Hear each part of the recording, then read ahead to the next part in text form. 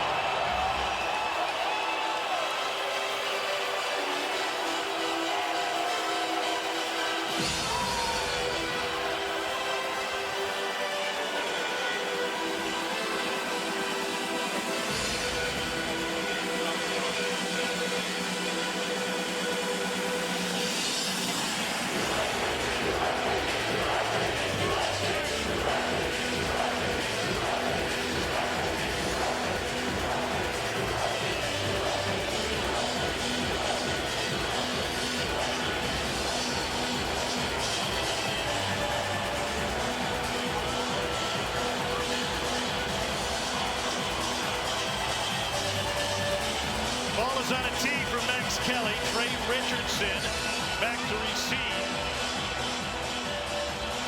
For a Vanderbilt team which hasn't won its SEC opener since 2011. From the goal line. Past the 20 and tripped up just past the 25-yard line. Well, Diego Pavia is at the controls of what is in some ways a new look Vanderbilt offense. They'll still run some triple option. They'll have the ball in his hands a lot. But they've got some guys in the perimeter that can now take the lid off. Yeah, this is the difference with the offense this year. They have a ton of speed on the outside. It's not just Eli Stowers, the talented tight end. Trey Richardson, a transfer wide receiver, has a ton of talent. But when you play Diego Pavia, it's the off-schedule plays, the second reaction plays. You have to contain him in the pocket. Cedric Alexander is his running back. And Alexander taken down in the backfield on the first play by Brian Thomas.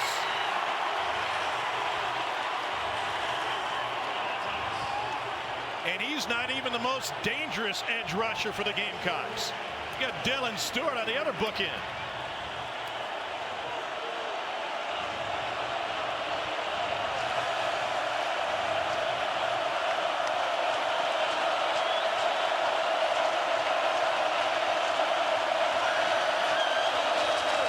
Second down, 14.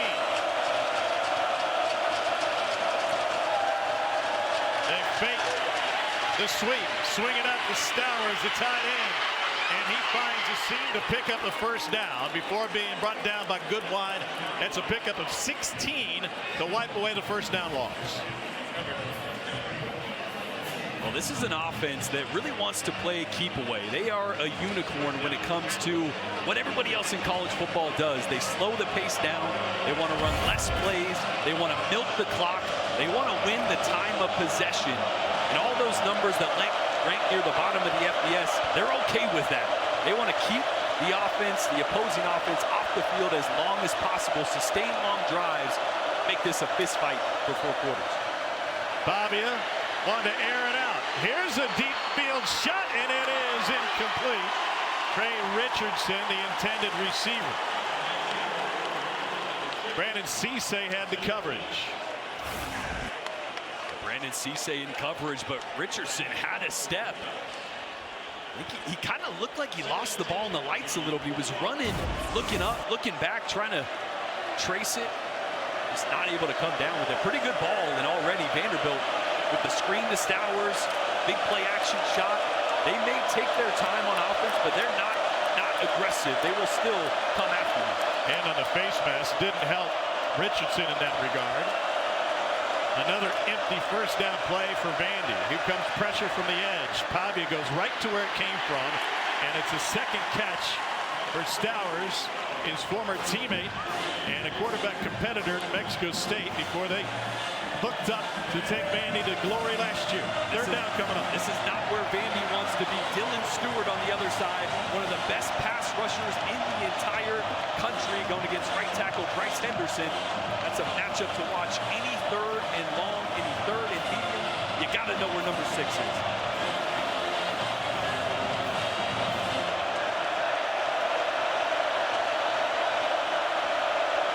Seven guys within 2 yards of the line of scrimmage. Play clock at 1. They just get it off with the option. Pavia pitches it backwards overhand to Cedric Alexander. And Diego Pavia will have a handful of WTF plays. We call them with the football. No doubt. Like, you just never know what he's going to do. The play is never dead. He's going to take risks. Look, this is a play that any coach would say, okay, you got north and south, just keep running and get down. Instead, he's like, oh, ball's still alive. Let me toss it over here. It is backyard football in the best way with Diego Pavia. He is as unpredictable as a marble race. Now 1st and 10 after the pickup by Alexander on the option. Going with a lead blocker up the middle for Alexander. And the power run game nets 4 for Vandy.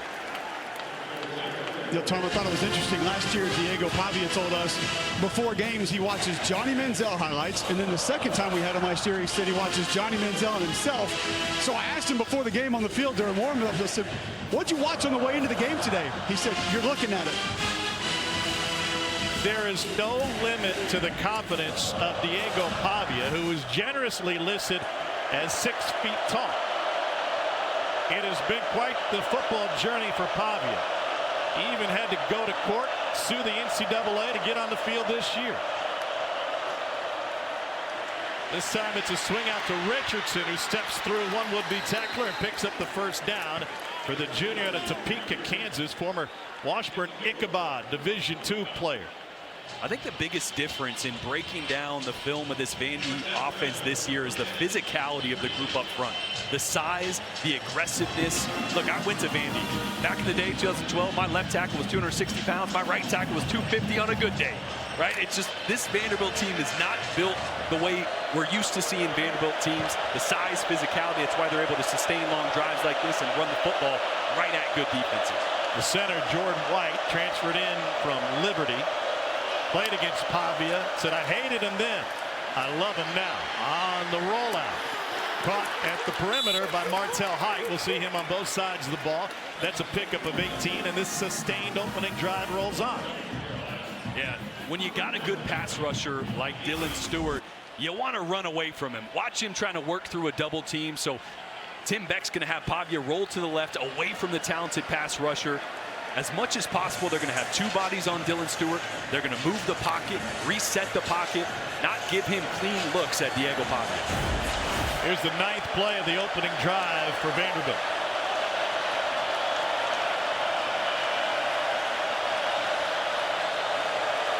Two tight ends on the right side for the Doors. A little bit of eye candy before the snap. Pavia dumps it off Alexander. One-hand grab. And he's at the pylon, and he is in. 18-yard catch and run by Cedric Alexander, who was simply sensational on this drive.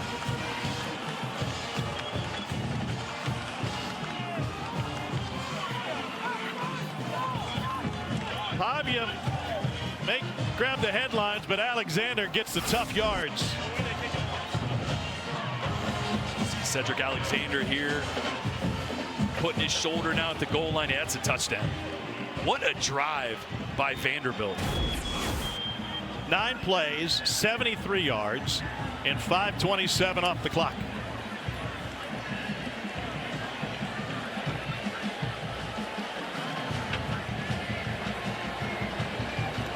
They're taking an extended look, and I think one of the questions will be, was there a foot down on the sideline? Daniel Guttrow is our referee. Our replay official is Chris Rake.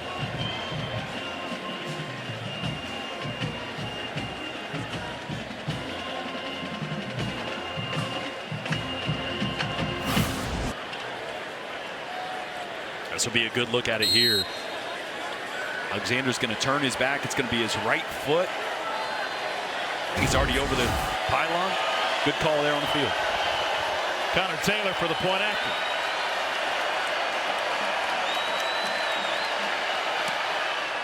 And he punches it through.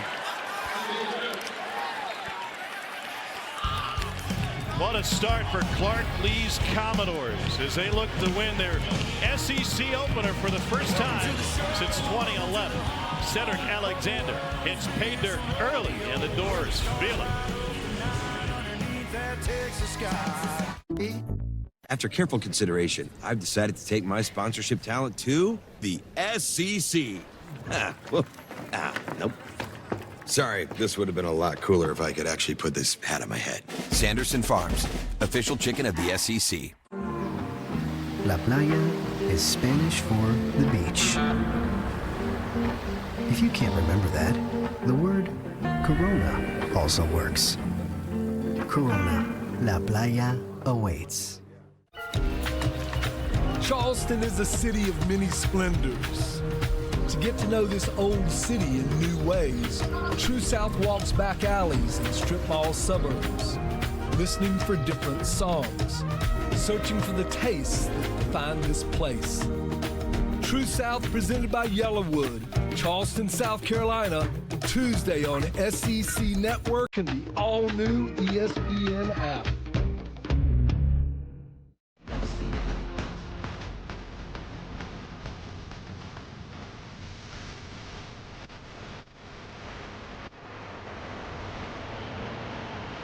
Off to a rollicking start at Billy Bryce tonight. Cedric Alexander with a catch and run to put Vandy on top. And Diego Pavia goes 5 for 6 in the opening drive. No return for South Carolina. And as promising as Lenora Sellers' freshman year was, Jordan, he got off to a slow start in the season. He turned it up late. And this offense is not only off to a slow start through 2 games, but also in the first half of games. No doubt. A lot of new faces and new pieces around Lenora Sellers. Look, there's a reason he's in the conversation of a Heisman Trophy this year, a #1 overall pick potentially in his future next year. The sheer talent ceiling is unbelievable. How are these guys going to step up around him, the receiver group, the running backs? That's what I'm looking forward to seeing. Well, how about that for a start? He's able to fit it into Jordan Dingle, and he takes it all the way down to the 40. Second straight game, Carolina has opened with a pass to its tight end. Against a Power 4 opponent, that one goes for 33. I love this. This is the way they started the Virginia Tech game just a couple weeks ago. They were getting Lenora Sellers on the run, getting guys on the move, whether it was tight ends or receivers. That's a way to start when you kind of trying to shake off this slow start and rust like you were talking about. And they went with Mo Brown against Virginia Tech, and here's a massive hole for face-on, and he rips off a first-down run. Shane Beamer wanted to start the Virginia Tech game with a physical message, and they've done that on the first 2 plays of this contest. And I love the tempo here. You need to answer. Vandy just slowed the game down, methodically drove the field to get this crowd, Willie B, back into this one quickly. For 2 games in the first half, Carolina has had 11 drives, but only 1 touchdown. Sellers sheds one would-be tackler right at the line of scrimmage and ends up picking up 8. Tough dude to bring down. It's one of the most dangerous parts of his game, his physicality as a runner. I've said it, a lot of other people have said it. I think he's the closest thing to Cam Newton that we've seen. Not saying he's going to be Cam, but just from a physical standpoint, the strength, the speed that he runs with, so tough to bring down with one guy. Whereas OC Mike Shula coached Cam Newton with the Panthers as they went all the way to the Super Bowl. Here's another draw. Sellers gets cut down but tried to stretch for it. That's Martell Height. He already has a catch today. Now he's in on a tackle. And that's one of those young receivers, Donovan Murph. So that was an RPO. The run was called there. Sellers saw the numbers front side, wanted to throw a little hitch backside, but a lot of true freshmen out there on the outside for South Carolina at that time. Wasn't ready for the quick throw. Part of the growing pains of developing young guys on the outside in the SEC early in their first season. 3rd and 1. Massive swat for Vandy. We got an extra offensive lineman in for South Carolina, and that will help pave the way for Rasul Faison. And look at 78-75, Cole. They were 4 yards past where the tackle was made. That's the second big double team for Kason Henry, the right tackle for the Gamecocks on this drive. But some of that not being said, I think, worked against the Carolina offensive line. You try to go a little bit faster. You don't know exactly where everybody's going to be lined up. Vandy's trying to hustle onto the field. You missed a linebacker, not those 2, but the offensive line in general. 17th straight start for Kason Henry. It's the most of this South Carolina team. Sellers, a dime to the 10-yard line, and Nick Harbor. And Clark Lee's awfully concerned about what Nick Harbor can do, Cole. Well, Nick Harbor is the guy that Clark Lee continued to tell me in pregame warmups that they have a plan for, that they're going to locate, they have multiple coverages for, and essentially said outside of 16, we just have to contain him. They think that he is somebody who can take this football game over. He had 3 catches for 43 yards in the Carolina win last year.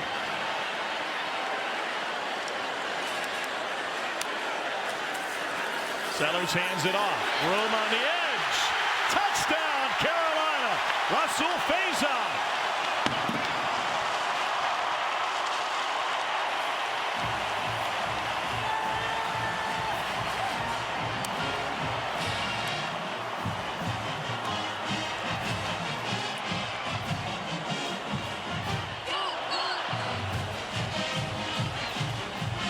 Seven plays, carrying 75 yards for a game-tying score. And now Max Joyce on for the point after for Shane Beamer's team.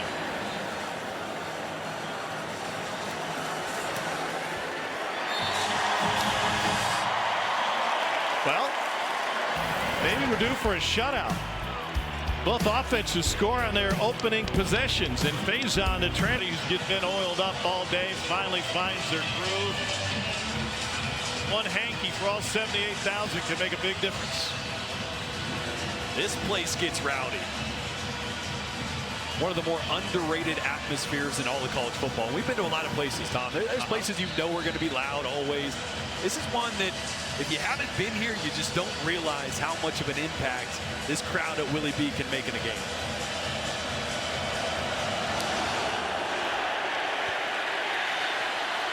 Dane Beamer loves his kickoff coverage team. Cole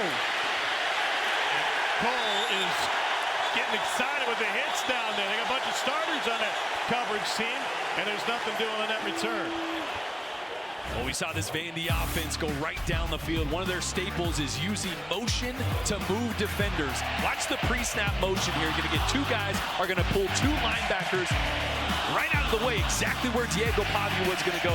Originally, they were aligned right where the run was designed. Motion pulls them out of the way, and this is how you steal yards. It's called eye candy.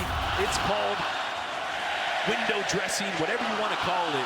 Tim Beck, the motions, the unique aspects of this offense help generate yards. They move on 47% of their snaps, that's 21st in the country, to the ground game, and Young, and he finds a half a yard. Jordan, how about a little 30 personnel right there for Vanderbilt? 3 running backs, no tight ends? That was one thing Clayton White, the defensive coordinator for South Carolina, mentioned to us just yesterday. Hey, even adjusting to 2 backs was new for this defense. They messed it up the first couple times they saw it in practice, so now you got 3 of them out there. Just the little wrinkles, personnel-wise, again, shifts and motions. The way Vanderbilt approaches the pre-snap, one of the more creative in college football.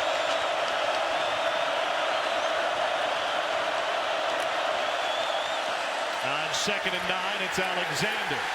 And this brings up 3rd and long for Vanderbilt. After the tackle by Nick Barrett, they'll have the entire student section breathing down their backs, which I kind of feel is exactly how Diego Pavia likes it.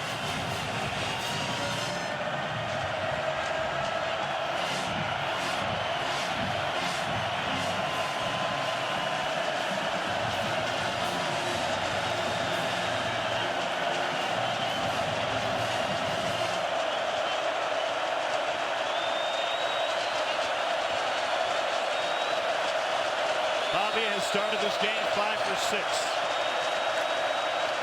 4-man rush. Steps up in the pocket. It holds long enough to get it away, but incomplete. Richardson, the nearest receiver.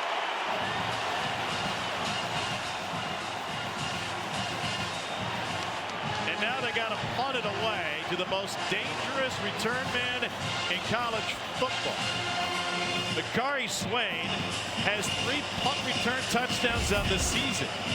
That's more than everybody else in the SEC combined, and he's already tied with the legendary Dick Harris, who had the school record in 1971. Swain stands at his 40. This one had some carry to it from the 32. And tripped up before he could get to the sideline. 43-yard punt. 12 on the return. Vandy scoreless on its 2nd possession. Lenore Sellers in South Carolina looking for their first lead. SEC Network, your home for SEC football. All right, Tim, I got all your policies here. Okay, nice. But what if... Covered. Nice. But what if... All set. But what if... Tim, I customized your insurance so you wouldn't have to ask what if. It's simple human sense. Oh, nice. Ask your independent agent if auto owners make sense for you. What if... Here you go! 2, please. Make that 3. With the Capital One Saver Card, you earn unlimited 3% cash back on dining and entertainment. 3% cash back on salty, 3% cash back on sweet. You know this movie's 3 hours, right? Good call. Are you in this one? Yeah, I'm in this one. Get your tentacles off my 3% cash back. Oh, perfect delivery. Oh, what's in your wallet? If you're saying too much, baby, go find less. This conference right now is really strong. If you can't keep up, stay below, I guess. It's too much. Such a fun point.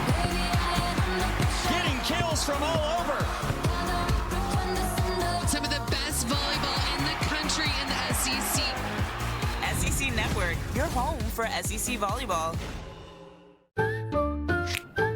Fish. Are you certain that's a good idea?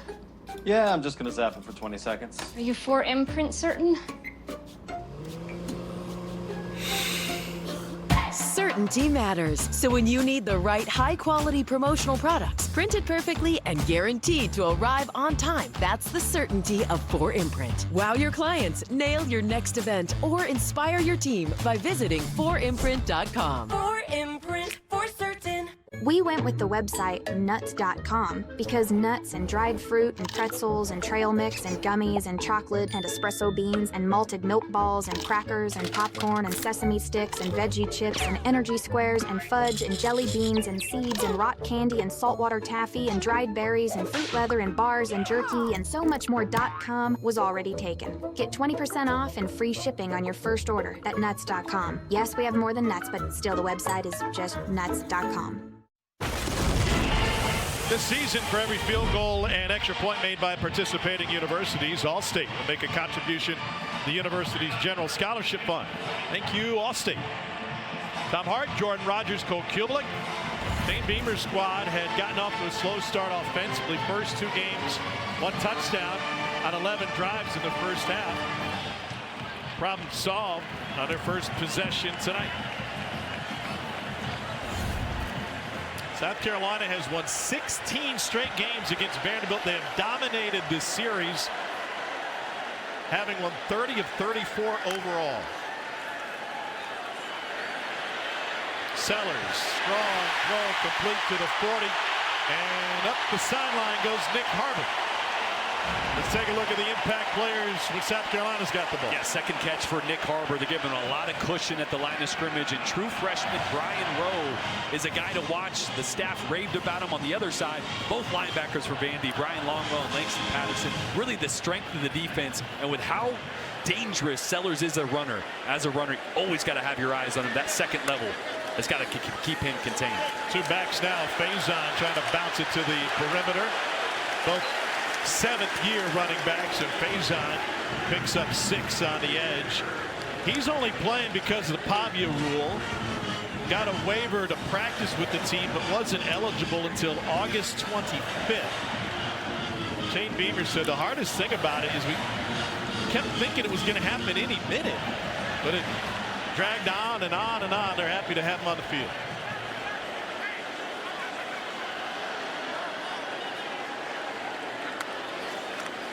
On 2nd and 4, Faison changes direction and he picks up another first down. Well, I tell you, Tom, that epitomizes who he is as a runner for me. When I saw South Carolina was going to get him, went back and watched this film from a season ago. Patience, almost sometimes looks a little lethargic because he's so patient, loves putting that foot in the ground and getting directly north-south. And you're not going to see him go out of bounds very much. He will seek out contact at the end of a run. Well, on the first touchdown run, they lost contain, so now Vandy's adjustment, making sure they over-pursue on contain. And so he was just patient, like you said, Cole, and got north and south right under the contain. Second possession of the game for Carolina. A little bit of dancing in the backfield to find that spot. Faison, and another double team carries all the way inside the 5. Messages being sent by the offensive line for South Carolina. That time it was Travon Baugh and Shedrick Surratt. Hey, anytime 2 linemen are 9 yards downfield, high-fiving and headbutting each other, you know they got after somebody. You know Cole loves that. Can't get enough of it. Block party invitations are sent. Rowe goes in motion, and Sellers hands it off. Kind of go back to that run game, and now Brian Longwell in on the stop. And this is an area in the red zone that South Carolina's offense struggled last year. 15th in the SEC. They already got one earlier where they converted a touchdown. They were 3 for 3 on scoring in the red zone to start this year. But this is where on a 3rd and long, Lenora Sellers needs to show his development as a passer. The windows get tighter. You got to be really quick with your decisions. Touchdown or check down. Get the ball out of your hands or take off and use that big frame. That was the first Carolina play tonight to not gain yardage. Leaves them with 3rd and 10. Pressure up the middle. Intercepted. Big defensive lineman was dropping, and Zaylen Wood drops right into a pick. Vandy changed the picture on Sellers, and he's thrown his first interception of the season. Boy, Sellers tries to dump it down to Attaway. Watch, both safeties are going to come. He's got to actually throw this ball to Jordan Dingle on the short post. That's where the leverage is. The safeties vacate. Jordan Dingle wide open for a touchdown. Tries to dump it off to the running backs right in the face of the safety. And again, that first bad decision we've seen from Lenora Sellers. And I mentioned the red zone is where you're going to be judged as a quarterback. The wrong decision there. Shane Beamer knows it. Lenora Sellers knows it. Double safety blitz, an aggressive play from this Vandy defense, and missed a touchdown opportunity early. Carolina was looking for its first lead of the game. Instead, Pavia's back on the prowl. Hit as he throws. Underthrown and a flag drawn. And this is what we saw. If you watch Georgia Tennessee today, you saw it multiple times by the Tennessee receivers, although that underthrow was not intentional as he got hit. Pass interference. Defense, number 24. 15-yard penalty from the previous spot. First down. That's Jalen Kilgore, one of South Carolina's best defender. They're happy to have him back. He was injured last week. Again, underthrown balls, we were talking about, you just mentioned it, are such a weapon. Pavia is getting nailed up the pocket. That's the reason this one came up short, not able to follow through. It's Gabriel Brownlow-Dindy all over him. And you can't even fault Kilgore there. I mean, there's no way you can expect the ball to be that low and that short. Yeah.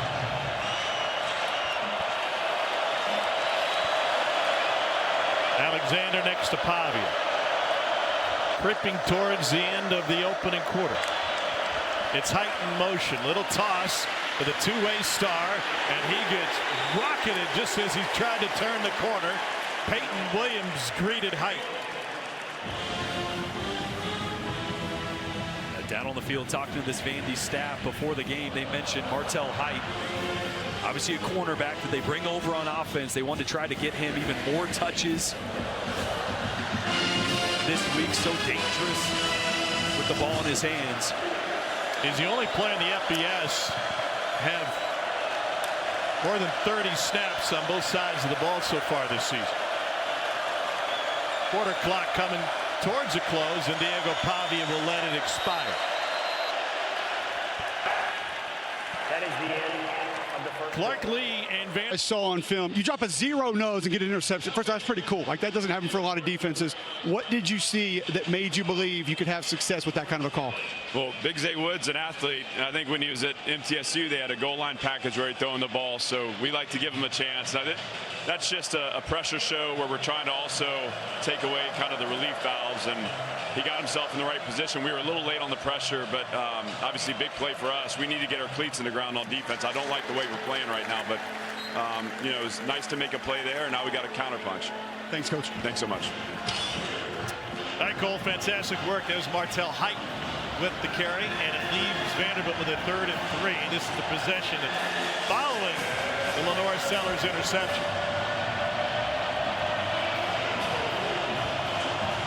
You see Clark Lee's face light up and eyes get wide. Cole started talking X's and O's with him.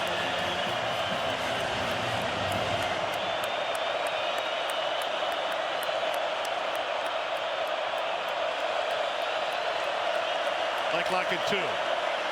Pavia keeps it himself. He gets upended, but picks up the first down. Jalen Kilgore came in to submarine him, and Pavia flew over the top. They've gotten a face mask full of sod. That was the exact play we had the breakdown on earlier. You got the running back pulling linebackers and the motion taking these defenders out of the way, and the run's going to come right back up the middle. And all those defenders following the motion, following the flow, and then you get right back underneath to the physical quarterback to pick up the tough yards. Big back block by Chase Mitchell there, guard for Vandy.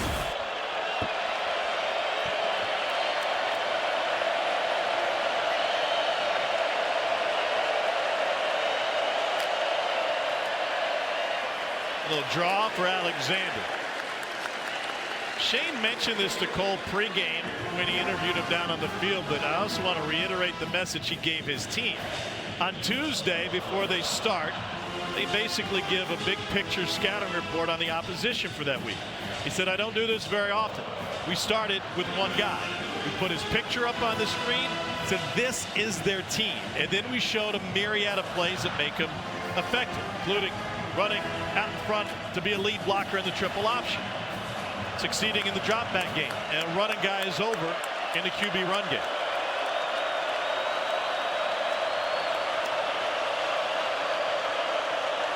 And Beck using all the play clock possible, pushing it to the edge and maybe too far that time.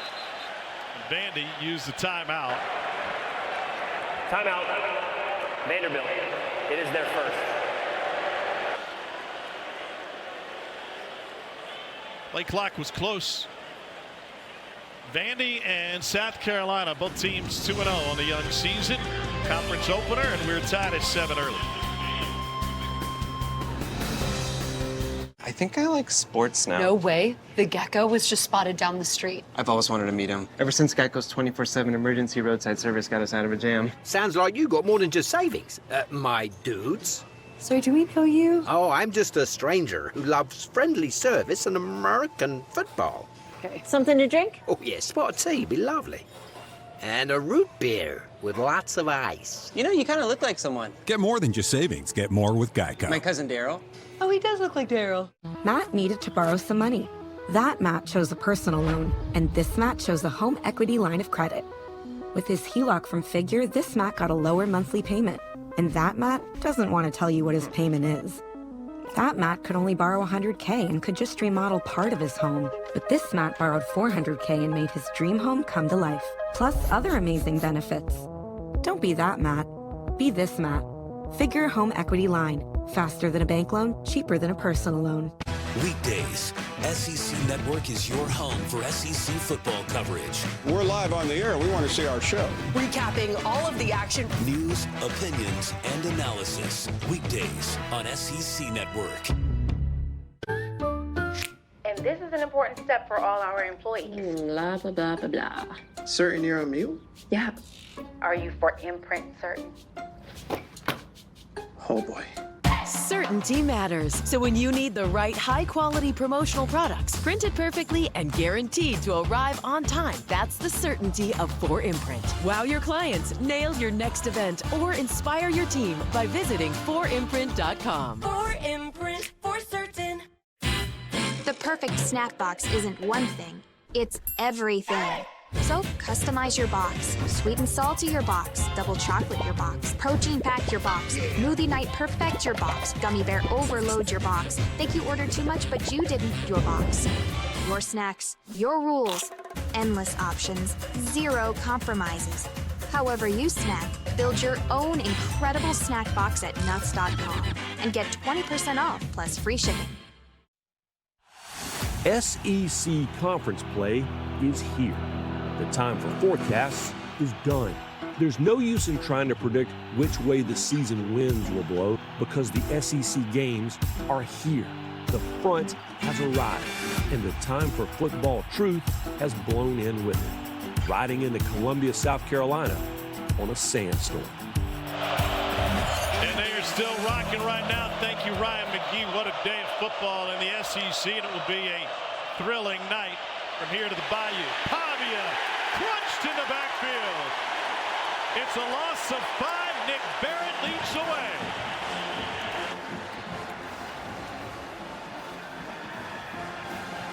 Boy, just nowhere to go with the football for Diego Pavia on that one. It sets up a 3rd and long, and here comes Willie B, and here comes Dylan Stewart. Of note, Barrett limped off the field. Training staff is trailing him on the sideline.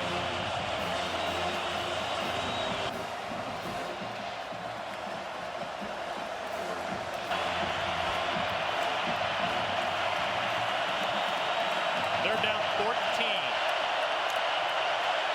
Stewart inside move, gets doubled, still got to him, and he gets it away, incomplete. Would have been short of the marker anyway. Junior Sherrill, the intended receiver.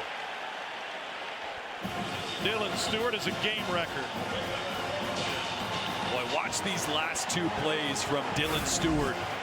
Just a game wrecker. Fighting through 2 guys there, and then when you leave him one-on-one, you try to chip with the back right here. Watch him coming from left to right. Back tries to get into play. Too late, gets in the face of Pavia. We had a fantastic sit-down with Dylan yesterday, and I asked him, what's your thought when they bring a double team? Does that mean somebody else is going to be open on the other side? And while that may be the case, he just kind of looked at me and goes, no, I'm going to beat the double team. And they've really thrown everything they can at him. Double teams, backs chipping. They tackled him on one play. And now Lenora Sellers, after the head-scratching mistake. See, we heard Clark Lee talk about the scheme. They brought a very unique pressure in the secondary. Sellers tried to check it down. But you made it sound like it was very basic, just on the safety move. Well, yes, as unique as it was up front. Right, and so I think if Sellers had his eyes in the right spots from the safeties, it would have thrown a touchdown to Jordan Dingle. A great chance to respond here with another drive. Back-to-back punts for Vandy. This is the tight end, Brady Hunt. He had 4 catches for 45 against Virginia Tech. We got a little banged up at the end of that game. Yeah, they weren't really sure if he was going to be able to go tonight. So big to have Brady Hunt out there. Great blocker in the core. Great out of the backfield as well. And this is what I like. Get Sellers in this offense back into the tempo.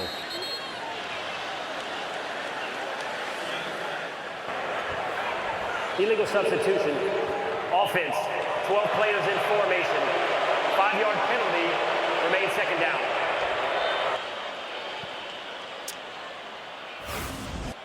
They break the huddle. You're going to see Nick Harbor right here. He's going to try to run off late.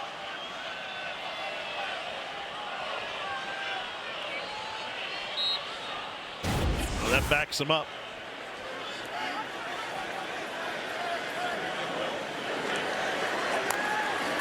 On 2nd and 11. Draw play, Faison. Faison got his year back after Diego Pavia successfully sued the NCAA. Get guys who spent time at junior college an extra year. He was at Snow Junior College in 21 and 22. Before that, online courses at Lackawanna College during the COVID year, but didn't play football. He gray-shirted at Marshall for a chunk of the 2019 season. He's been around. And then a couple of fantastic years as an Aggie at Utah State. Sellers stands tall and delivers to Nick Harbor. C.J. Hurd the stop. That's a gain of 17. That's a really good job by Sellers. The pocket is closing in around him. Watch as the pressure comes right here, but he does a great job of stepping up in this pocket and not paying attention to the noise all around him, around his feet. Delivers a strike to Nick Harbor. That was Nick Rinaldi last time, and this time Rinaldi gets home, the senior out of Dover, Mass. He was the defensive player of the week last week after destroying Virginia Tech with 2.5 tackles behind the line of scrimmage.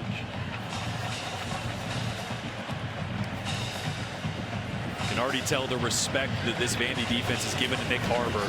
You know the size, 6'5", 235 pounds, Olympic speed. He's a 10-1, 100-meter kind of guy.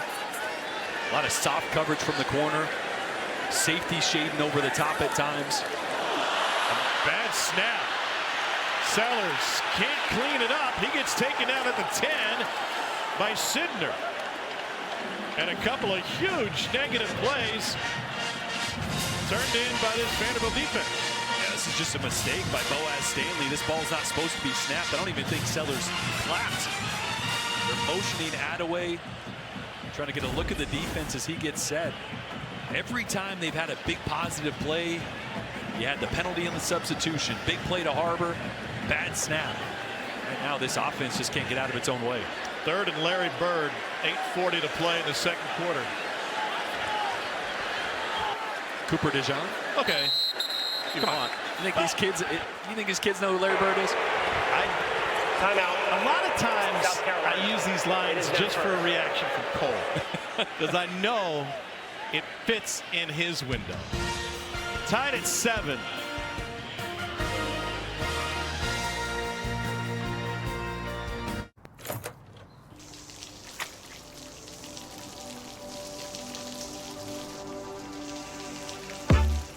I never thought this would happen. When disaster takes control of your life, we got you. Get it back with a single call to the team that shows up fast to make things right. Serve Pro, like it never even happened. Thursday Night Football on Prime. It's on. This week, an AFC East rivalry ignites as the Miami Dolphins battle the Buffalo Bills in a heated division showdown. There he goes again. Can you believe this? Breaking tackles through the middle. James Cook. Stream Thursday Night Football. Dolphins, Bills at 7 p.m. Eastern, only on Prime. Red 93, Red 93. Sports are awesome. They're hot, but there are times, like when the QB pressure turns into hundreds of pounds of pressure on my spleen. That I wonder, is Sport Clips better than sports? Because sports plus a neck and shoulder treatment beats sports plus dog piles. Oh, that feels good on my spleen. That's not where your spleen is. It is now. Sport Clips. It's a game changer.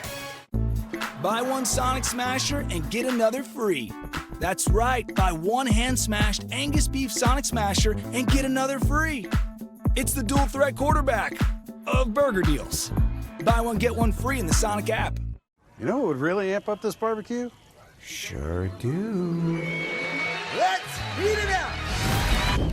Hot honey grilling beans made with the sweet heat of Mike's Hot Honey. Grilling beans? Yep, that's what I was thinking.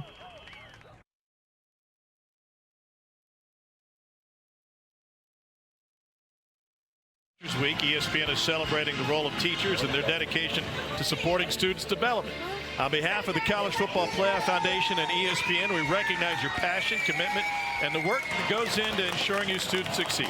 We donated a $1,000 Donors Choose gift card to Dr. Kimberly McKnight, 5th grade teacher at Joseph Keels Elementary, to use towards resources for her classroom and her students. Von Ball was the one that delivered it, and they were happy to see him. Well, congratulations, Dr. Kimberly McKnight.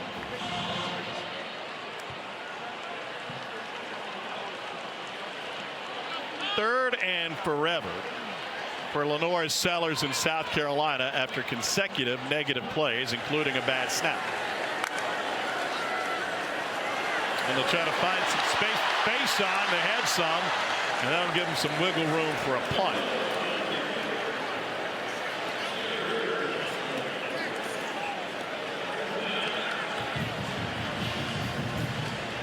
Mason Love on to punt it away. It's his first season after replacing Kai Kroger. Kroger now starring for the Saints, by the way. They got the 49ers this weekend. The 49ers brought in former Vandy punter Matthew Hayball just to allow Sky Moore to practice fielding punts from the left.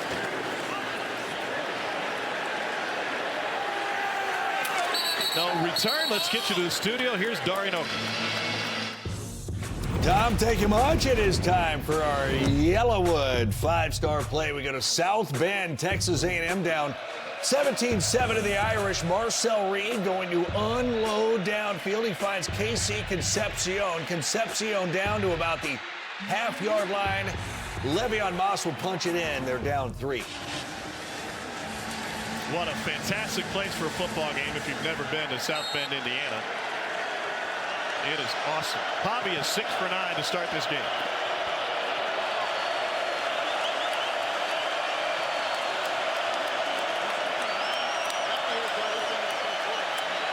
Pavia on the roll.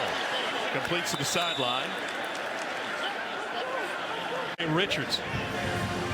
What a journey it's been for Trey Richardson. Arya Gerson, who writes for the Tennessean, had a great article about everything he's been through, not only to get to Vanderbilt, but the help he's had from his mom, the custody battle he went through to bring his son along with him. There's a run for Pavia. Goodwine with the tackle. And a fresh set of downs for the Doors.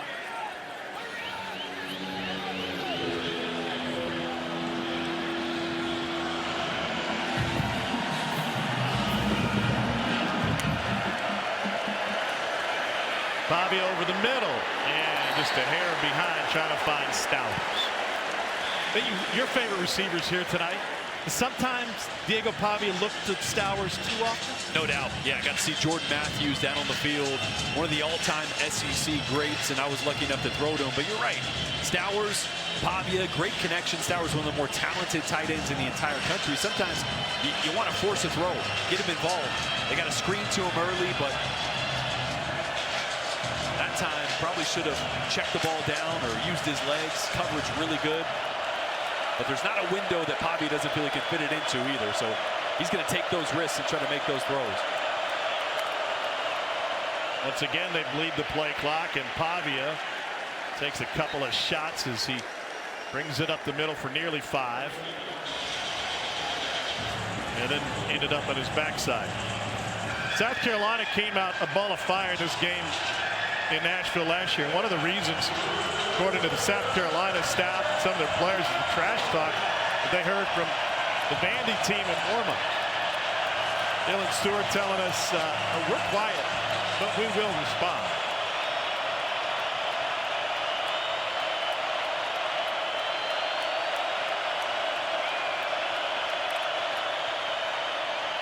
Shuffle pass. And a break free and a first down catch and run. That was really, really well played by South Carolina. Dylan Stewart did a great job of kind of slow playing this, and then linebackers and secondary players were right there. You just got to bring them down. Jamel Lassiter able to break the tackle. Vandy just picking up the third downs over and over. They've been one of the best in the country to start this year. 4th in the FBS coming into the game, picking up nearly 70% of their third downs. They're at 3 for 5 tonight.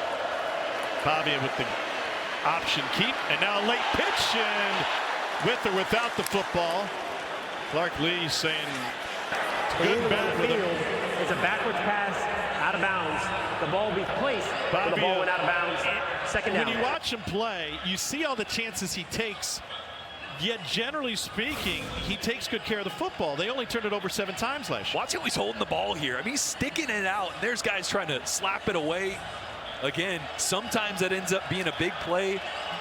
Very easily, that could be a big play going the other way as well. Those are those plays you live and die with Diego Pavia.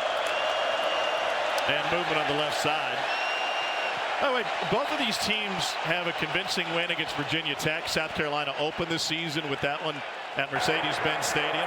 False start. Vandy went to Blacksburg and got the win. 5-yard penalty. Remains second down. But Virginia Tech's trailing Old Dominion 28-0 at the half. The Hokies have been outscored at home over the last 4 quarters, 62-0. That just shows you that I'm not sure we know a ton about Vandy or South Carolina to this moment. Maybe we know too much about Virginia Tech. Yes, definitely.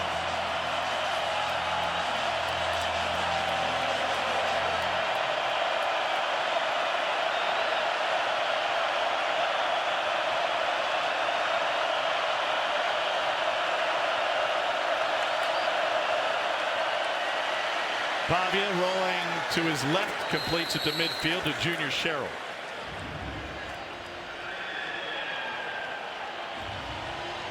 South Carolina giving a lot of cushion on the outside, allowing those short throws.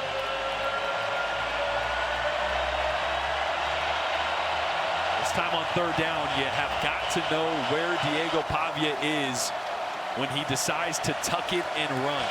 He doesn't get the ball out of his hands quickly here. Look for him to try to make a play with his legs.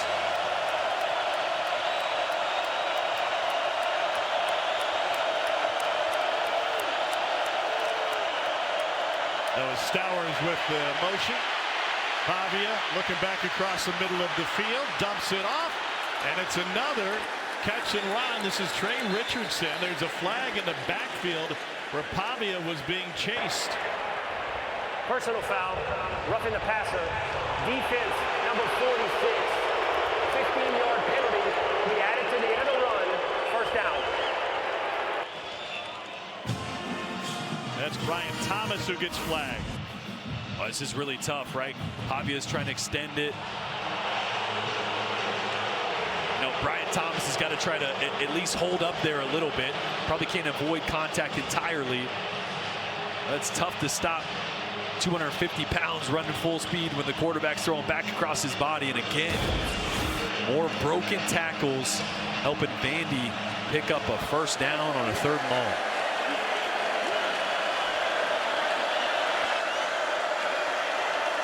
$104 receiving yards, 80 of them coming after the catch. Little reverse. This is Richie Hoskins, and the former lacrosse star has got a blocker in front of him. DQ Smith forces him out of bounds. Hold on a second. Got a blocker. Yep. Who was the blocker? The blocker was number 2, Diego Pavia. Watch Pavia put his shoulder down. DQ Smith, come on, get some, boy. I mean, hey, I realize he ended up on the ground, but still, it was a great block.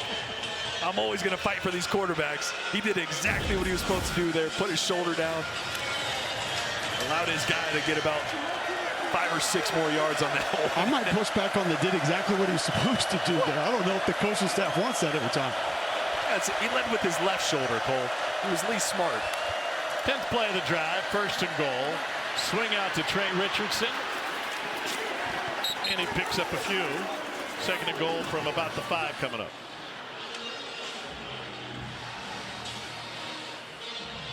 This is where South Carolina is going to be tested. Right? This defense was so elite last year, not just because Kyle Kennard and Dylan Stewart on the outside, but guys like TJ Sanders and Tonka Hemingway inside. They were so good up front. These areas were tough to run the football on them. See Vanderbilt's getting on the perimeter a lot, respecting the interior defensive line for South Carolina, but they got a bow up here inside the 5. Stowers tied in on the left side out of this pistol. Pavia gives it to Alexander, and he is smothered at the line of scrimmage and goes backwards. It leaves third and goal. It was Barrett, first man in there, along with Umazulu. This is where you have to expect either a design quarterback run between the tackles, or Diego Pavia is going to get out on the perimeter to have an option to throw and run. This is the 2-minute timeout. When we return, Diego Pavia will be looking at a third and goal as Vanderbilt attempts its second lead of the game here in the first half in Columbia. For years, advanced 5G with more towers, and their signal reaches further than ever. So you can text and instant talk and say, "You won't believe where I am." Seriously, where am I? Hey, I got signal.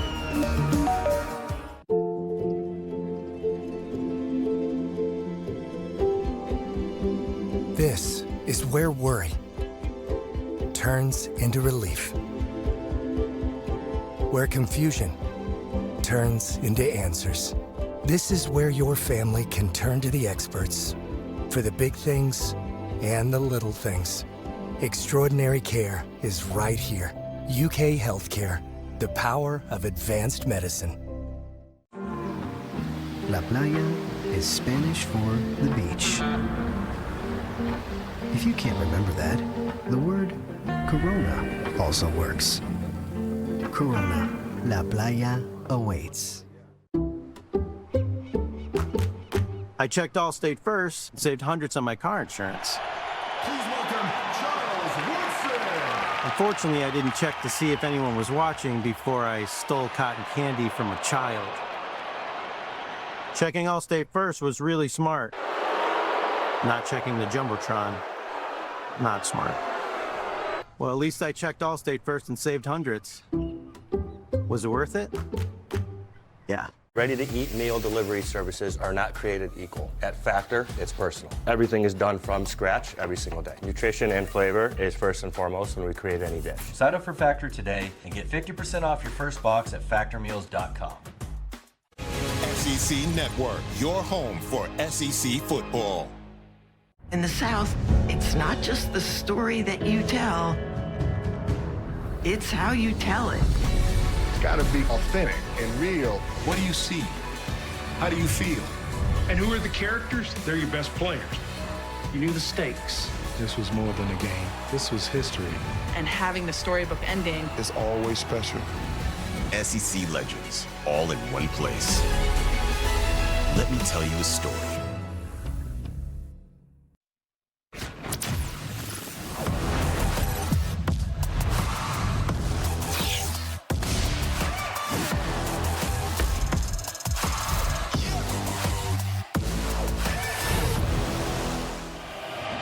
Diego Pavia and Vanderbilt trying to punch it in, looking at a 3rd and goal. 12th play of the drive.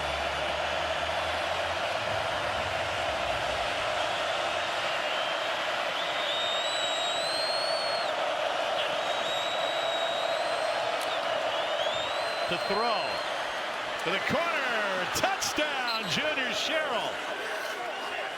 And Vanderbilt has its 2nd lead of the game.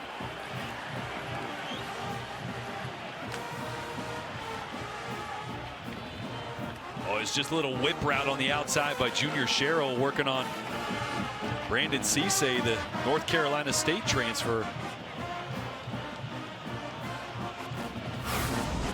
Just gonna sell the slant, put his foot in the ground, get outside. All you need in the red zone is one step. Great route. An answer from Vandy. Taylor's point after is good. The 2 scoring drives were lengthy for Vanderbilt. One for 5:27, the other for 5:59. Feels like a boxing match for Diego Pavia. And he delivers another haymaker, 14-7 Doors.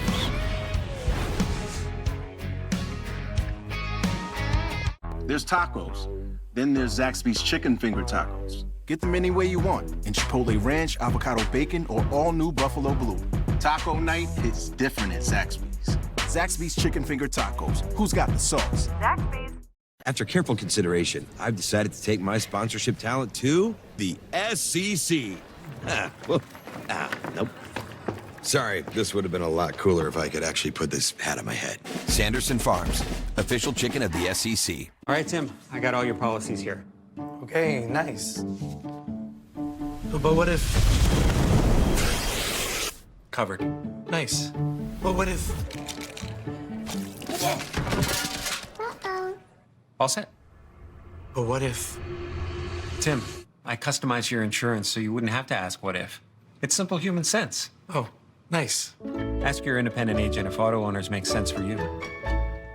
What if... Where'd you go?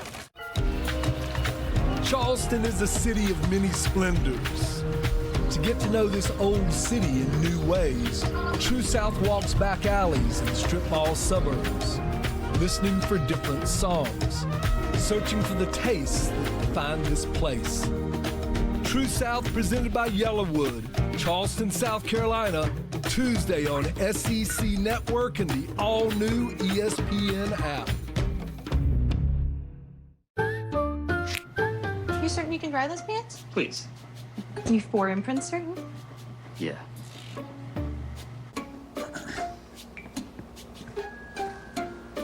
Certainty matters. So when you need the right high-quality promotional products, printed perfectly and guaranteed to arrive on time, that's the certainty of 4Imprint. Wow your clients, nail your next event, or inspire your team by visiting 4Imprint.com. 4Imprint, for certain. We went with the website nuts.com because nuts and dried fruit and pretzels and trail mix and gummies and chocolate and espresso beans and malted milk balls and crackers and popcorn and sesame sticks and veggie chips and energy squares and fudge and jelly beans and seeds and rock candy and saltwater taffy and dried berries and fruit leather and bars and jerky and so much more .com was already taken. Get 20% off and free shipping on your first order at nuts.com. Yes, we have more than nuts, but still the website is just nuts.com. Welcome in. Regions Big halftime report coming. Bad blood in Baton Rouge. It's turned into a heck of a game there. Georgia-Tennessee thriller. Offensive onslaught, you might notice it says Oxford because there is no D there. Trust me. How about these Commodores? It's a lot of fun to watch, isn't it? Diego Pavia's improved his passing ability. Back and forth, pretty even. You got a feeling whoever got the ball last is going to win this game. See you in a couple. I haven't seen any thrown shoes in Baton Rouge tonight. The night is young, Tom. Yeah. Something weird always happens in that matchup. The time for the fog to roll in. Carolina scored on his first possession, then a pick, then a punt. How can Lenore Sellers find a rhythm? Well, they've been just hurting themselves, right, with penalties, especially on that last drive. They get a positive play, get backed up with a penalty. We haven't really seen a deep shot to Nick Harbor yet. We've seen a couple curl routes because Vandy's given a lot of respect at the line of scrimmage. At some point, you just want to let him run, throw it about 60 yards, and see if the big guy can make a play. Harbor, middle receiver, top of the formation. There he goes, and they go the opposite way to Faison. It gets popped out of bounds. And Sellers got hit. And Sellers is down. Timeout for an offensive player injury. Langston Patterson threw Sellers to the ground. And immediately the athletic training staff coming out to check on him. Luke Doty is the #2 quarterback for Shane Beamer. And that is not a good sign for Gamecock fans. The Heisman hopeful laying down, banged up. The hit itself didn't look terrible. Definitely got contacted up high.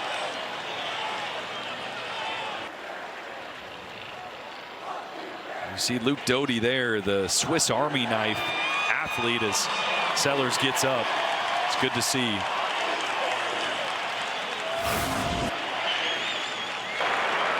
See Patterson come straight through on a blitz, and The injured offensive player inside of 2 minutes does not constitute a 10-second runoff because the runner was ruled out of bounds. It'll be second down. He's been reaching for the rib protecting pad that he has on underneath the shoulder pads. And Doty will now take over for South Carolina, looking at a 2nd and 8. And a whistle and stoppage. Immediately preceding the completion. Prior to the snap, the previous play is under video review. I almost said I wonder if they were going to look at that for targeting. Shane obviously. Beamer is all over the officials. He is all over. He went straight to the head linesman. I would be irate as well, because that was a huge play in the making. Little glance route hit Harbor right in stride. He had green grass, and right now he's saying you mark the ball, you put it down. We're playing football.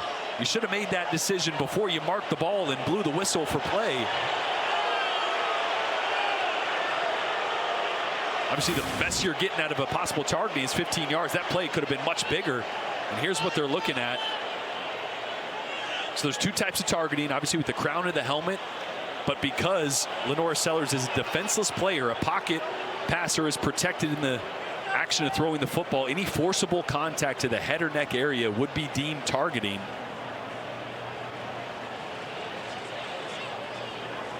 They're obviously looking for an indicator there as well, either a thrust or... After video review, there is targeting on the play. Defense number 10. The 15-yard penalty will be added on to the previous spot. It'll be first down. Number 10 is disqualified. There is depth at the linebacker spot for Vanderbilt. Nick Rinaldi and Bryce Cohen both reserves that play a lot of snaps. And that might make it a little bit easier on Shane Beamer because they pick up 15 yards. But you can understand his frustration. The replay booth had plenty of time to buzz down when the athletic training staff was on the field looking at the quarterback who had just been targeted. Yeah, Nick Harbor had a lot of space, caught the ball about 10, 12 yards downfield. It could have been a huge play, but Luke Doty's played a lot of football. Was a quarterback as a freshman in 2020, started 2 games, was the projected starter in 21, but he was injured, then made 4 starts. He's primarily been a wide receiver the last couple years, so he is definitely a dual threat guy. But as you saw with that throw to Harbor, very capable of playing from the pocket as well. Yeah, he started as a freshman, 7th true freshman to start at quarterback since South Carolina joined the SEC. Steve Tannehill did it back in '92. He's a legend in these parts. See if they got the ball spotted properly. Still the career leader in completions and touchdown passes.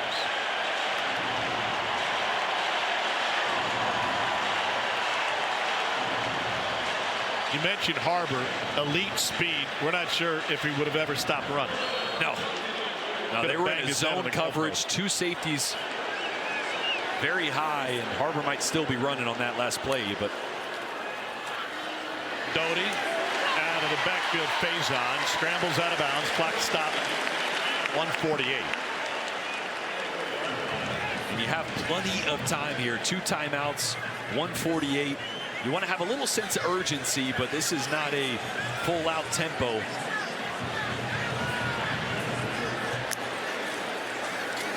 And with those timeouts in their pocket, they'll run it straight ahead. And that'll leave 3rd and about 2. Faison's helmet came off. He'll have to exit for a play. South Carolina stops the clock with a timeout. Is this targeting? Okay. No, I don't think so. Number 1, South Carolina's helmet came off during the play. Okay. A helmet coming off inside of 2 minutes constitutes a 10-second runoff. South Carolina has elected to not use a timeout. Please set the game clock to 1 minute, 30 seconds. And the clock will start on my whistle. Well, they had a chance to use a timeout. I thought they were going to. They didn't. No, that's the right move. Minute and a half on a 3rd down here. You definitely don't want to give the ball back to Vandy with more time on the clock. Oh, wow. What is happening here? The flag on the far side and movement on South Carolina. Well, South Carolina is actually going to get a lucky break here because that play was blown up in the backfield. False start. Offense, number 5. 5-yard penalty, remains 3rd down.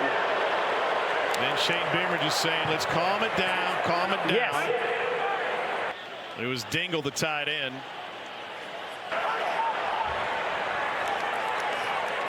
Yeah, a lot of the same principles you have Vanderbilt with Lenore Sellers. has declined the 10-second subtraction.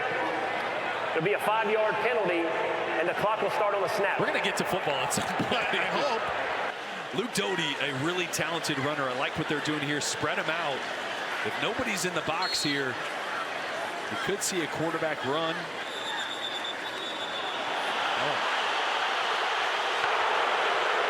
Timeout. Vanderbilt. It is their 2nd. It will be 30 seconds.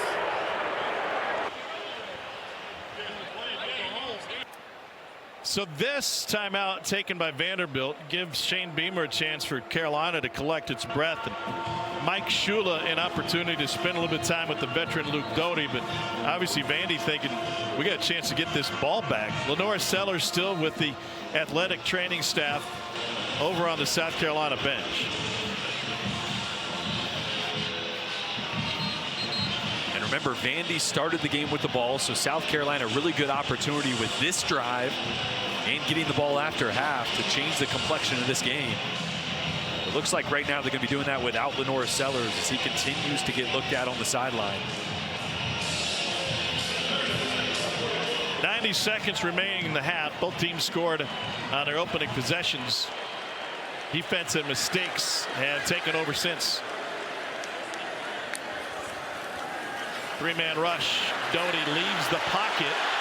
And a stutter step move gets him some space. Then he throws in a spin for good measure.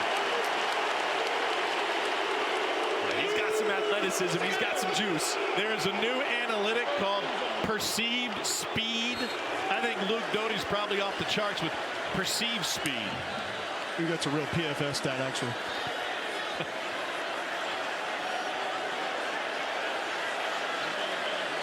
Harbor at the top of the formation.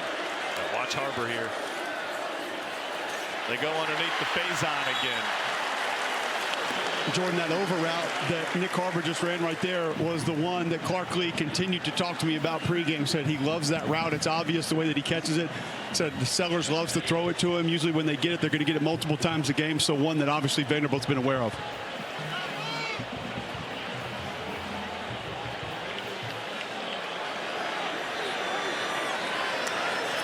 Doty, graduate out of Myrtle Beach, hits the seam. That's Harbor, fights for the first down. Clock stops at 56. Harbor limping. And he's going to try to hop off the field. Be replaced by Vanderbilt Jacobs. I mean, his gimpy jog's probably a 5'1". It could be. Really impressed with Doty right now. He's doing a great job of working through these quick game progressions, getting the ball out of his hands. Doty looking at Jacobs. Now he'll scramble again. Another Hezzy. Makes it to the 30. Ryan Longwell to stop. Timeout taken by the Gamecocks. 34 seconds. Timeout, South Carolina. It is their second. It will be 30 seconds.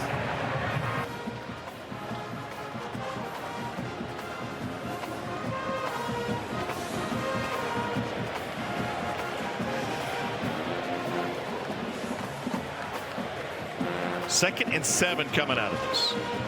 Special teams coach is getting some chatting with Shane Beamer. Let's take it back to the injury to Lenora Sellers. Yeah, just earlier on this drive, getting a hit up and around the helmet. Obviously, targeting was called on that play, and Luke Doty comes right in, makes an immediate impact. This one, blown dead as they reviewed the targeting. Would have been a massive play for Harbor, and that's why Beamer loses it.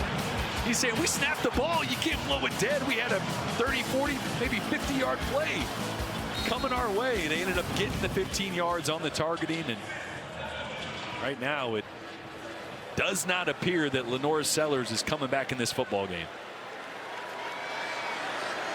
No helmet. Second and 7. Joe DeCamillis is the special teams coach. He had a quick chat with Shane Beamer before that stoppage, and here's another stoppage. False start. Offense number 50. 5-yard penalty. Remains first down. The kicker is Max Joyce. His long is 49. It's a second procedural penalty on this drive for South Carolina. Well, remember, we just saw Harbor run off. So right now you have two true freshman wide receivers out there, and Brian Rowe and Donovan Murph, and a redshirt sophomore and Vandrevius Jacobs. A lot of young faces out there with now the second string quarterback in.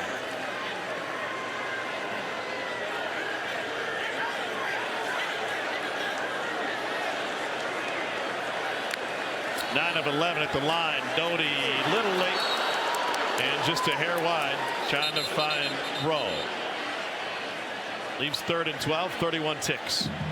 And Vandy has changed their coverage a little bit, right? With Lenoris out of the game, with Harbor out of the game, the safeties are coming a lot closer to the line of scrimmage. Their eyes are heavier in the backfield because of the couple runs we saw from Doty.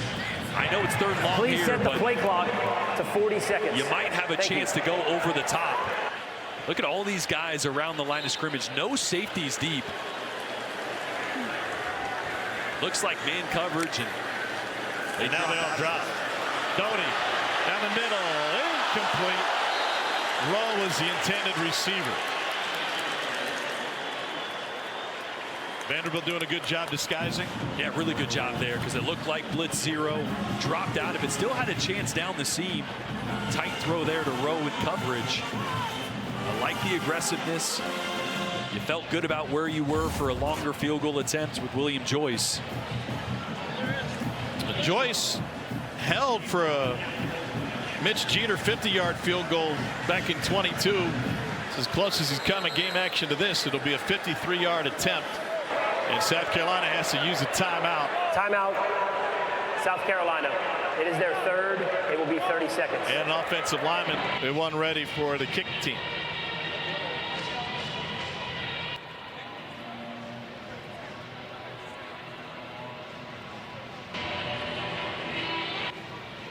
Well, Mason Love handling the kicking. He went 3 for 3 in the opener against Virginia Tech.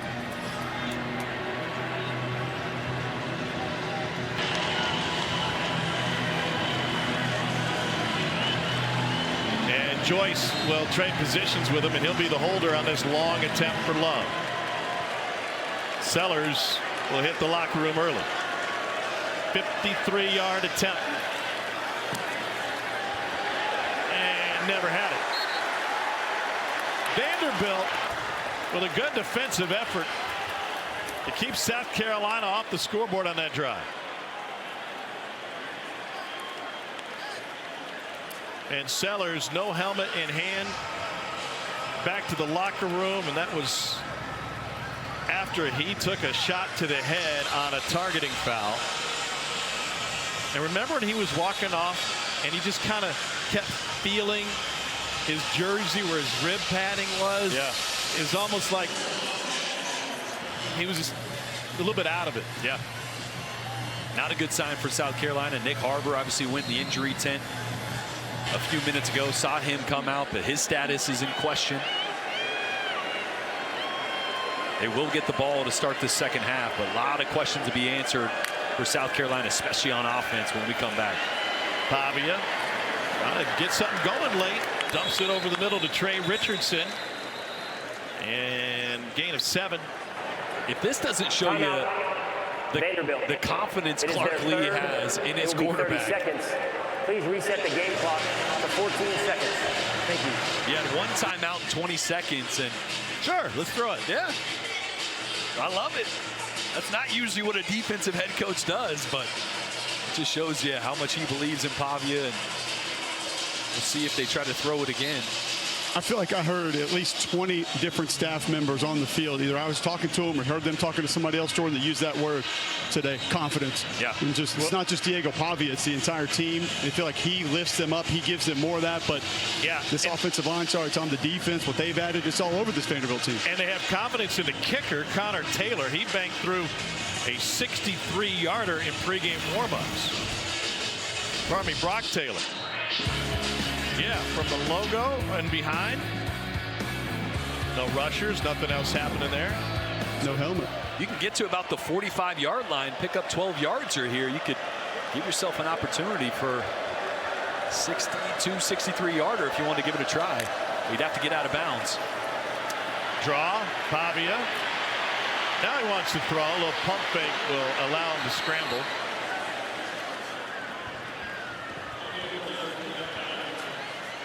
Boy, if there was a pump fake success rate, Diego Pavia would lead the nation in that too. Undefeated. I've said it before, but man, defenders will fall for a pump fake even when you're 3 or 4 yards downfield. They don't know. So now again with that range you just mentioned, Tom, no timeouts left. You have time if you could get a quick out around 5 or 6 yards, you know, maybe get a chance to dial up a field goal. But South Carolina is going to be playing the edges, you see there, not letting anything easy short to the sideline. They'll drop 8 and incomplete. Stowers, the intended receiver. Well, if Stowers would have actually turned over the opposite shoulder, they had space there to tiptoe out of bounds around the 43-yard line or so. Valiant effort there late for Pavia.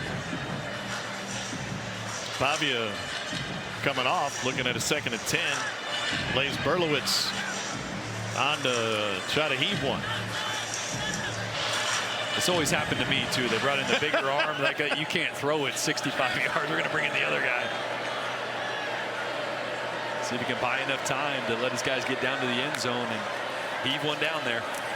Berlowitz evades the rush once, twice. It says, forget this. Let's go to the locker room. Dylan Stewart and Brian Thomas are hell-bent on getting to him. 14-7, Diego Pavia and Vanderbilt with the lead at the half. Injuries the story for South Carolina, including starting quarterback Lenore Sellers. Let's get you down to Cole Kublik with Shane Beamer. Coach Beamer, there was a little bit of confusion there after Lenore Sellers left the game. The play stopped, but also the targeting. What was your conversation with the officials there? I asked him as soon as it happened if it was looking at it for targeting, that for our quarterback to be laying on the ground like that, he probably got hit in the head. And then for whatever reason, it took him a while to buzz down. So I don't know what's going on in Birmingham or wherever they look at it, but I thought it was pretty obvious. We saw Lenore Sellers go to the locker room a little bit early, no helmet on. Is there any update you have for him? There's not. Right now, we don't know, so I'll go in here and find out for you. Thanks, Coach. Thank you. Now, Luke Doty may be the only answer for South Carolina in the second half. Both teams 2-0 and a hard fought against a South Carolina team that finished the half without its starting quarterback, Lenore Sellers. Diego Pavia has been the star for Vandy throughout the last 2 seasons. He's looking to lead them to just their second-ranked win in the last 15 tries. Tom Hart alongside Jordan Rogers. I think, Jordan, the biggest question, if Lenore Sellers can't return to this game, we'll find out more in just a moment, and South Carolina goes down by more than they are now, do they turn it over to Cutter Woods? Do we see Aaron Nolan? Do they mix it up at quarterback? I don't think so. I think this is Luke Doty's game. He's a guy that started 6 games. He's been in this program since 2020. He's a dual-threat athlete.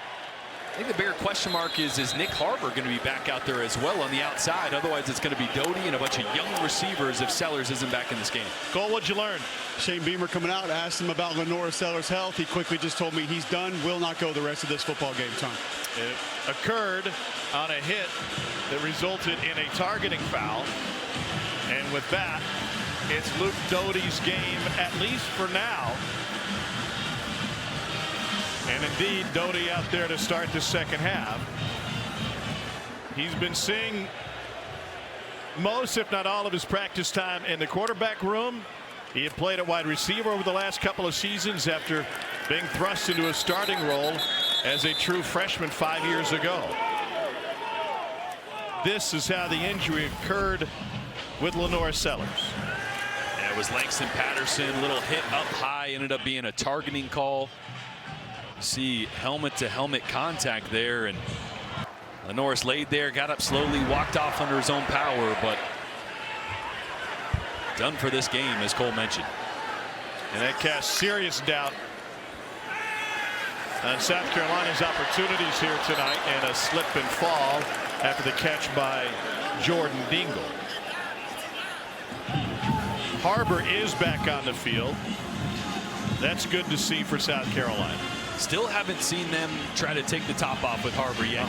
They won't do it here on 3rd and 8. I don't think that's the right place to do it, but at some point you got to let him run downfield and threaten this defense vertically, because these safeties keep creeping lower and lower, especially with Doty and his running ability.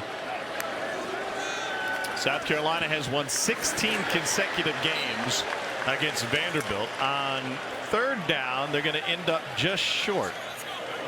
4th and less than a yard. They're going to keep the offense on the field. I kind of like this. Oh, no, they're going to change it up. They're going to send the punt. I didn't mind it. Yeah. A little quarterback sneak. I mean, it's... If you went tempo there, if you could plan it, if you can go tempo, QB sneak, that's really tough to stop without giving the defense any chance to sub or think about it. I realize the implications if you don't get it. Well, they got plenty of fakes built in and a unique formation with everybody to the right side. Shane Beamer always has fakes up his sleeve. They will kick it away. And a fair catch taken at the 25-yard line by Martell Height after a 41-yard punt. I think the question will be going forward, if this is a huge series for South Carolina's defense. If you fall behind 21-7 with your second-string quarterback, you're going to have to get really creative. No doubt. And this is a game the defense needs to step up for South Carolina. Vandy had a touchdown drive of 9 plays, a touchdown drive of 12 plays. This is a South Carolina defense under Clayton White that has been able to take the ball away in bunches over the course of his tenure as a defensive coordinator. They might need one of those to get South Carolina back in this game. Pavia has thrown for 2 touchdowns tonight.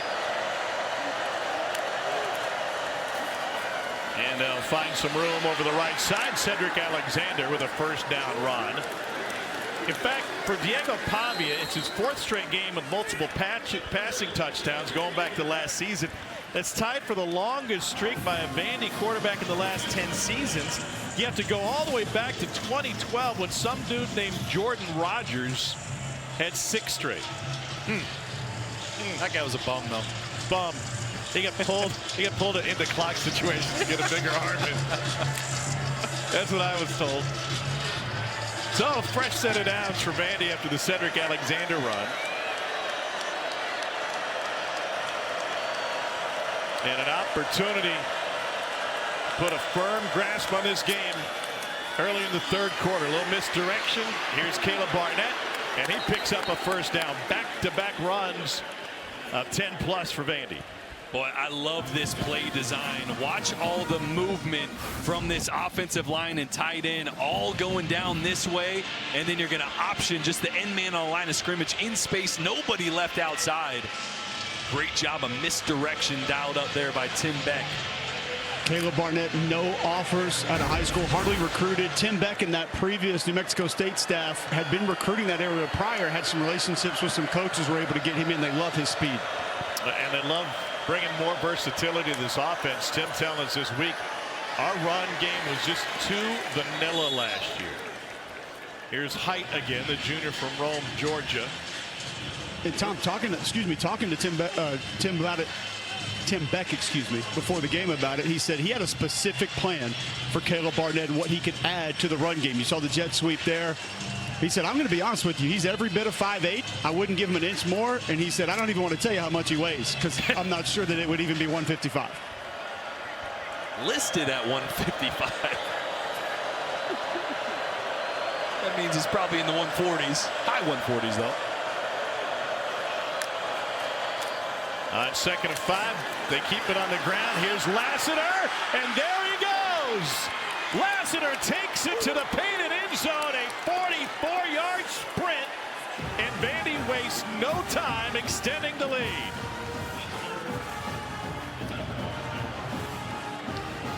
They've got a deep running back room, and James L. Lassiter puts the finishing touches on a 4-play, 75-yard drive.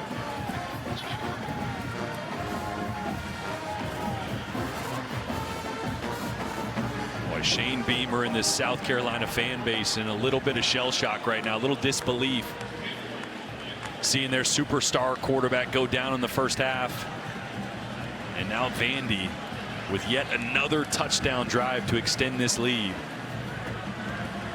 And remember, this is a matchup that South Carolina has won 16 times in a row. This fan base is not used to seeing a deficit when Vandy comes to town or when they head to Nashville. Brock Taylor on for the point after. It is good. It is a 21-7 lead for the Vanderbilt Commodores, who are 2-0 for the 4th straight season and looking to win their conference opener for the first time since 2011. James L. Lassiter takes it 44 and takes it to the house.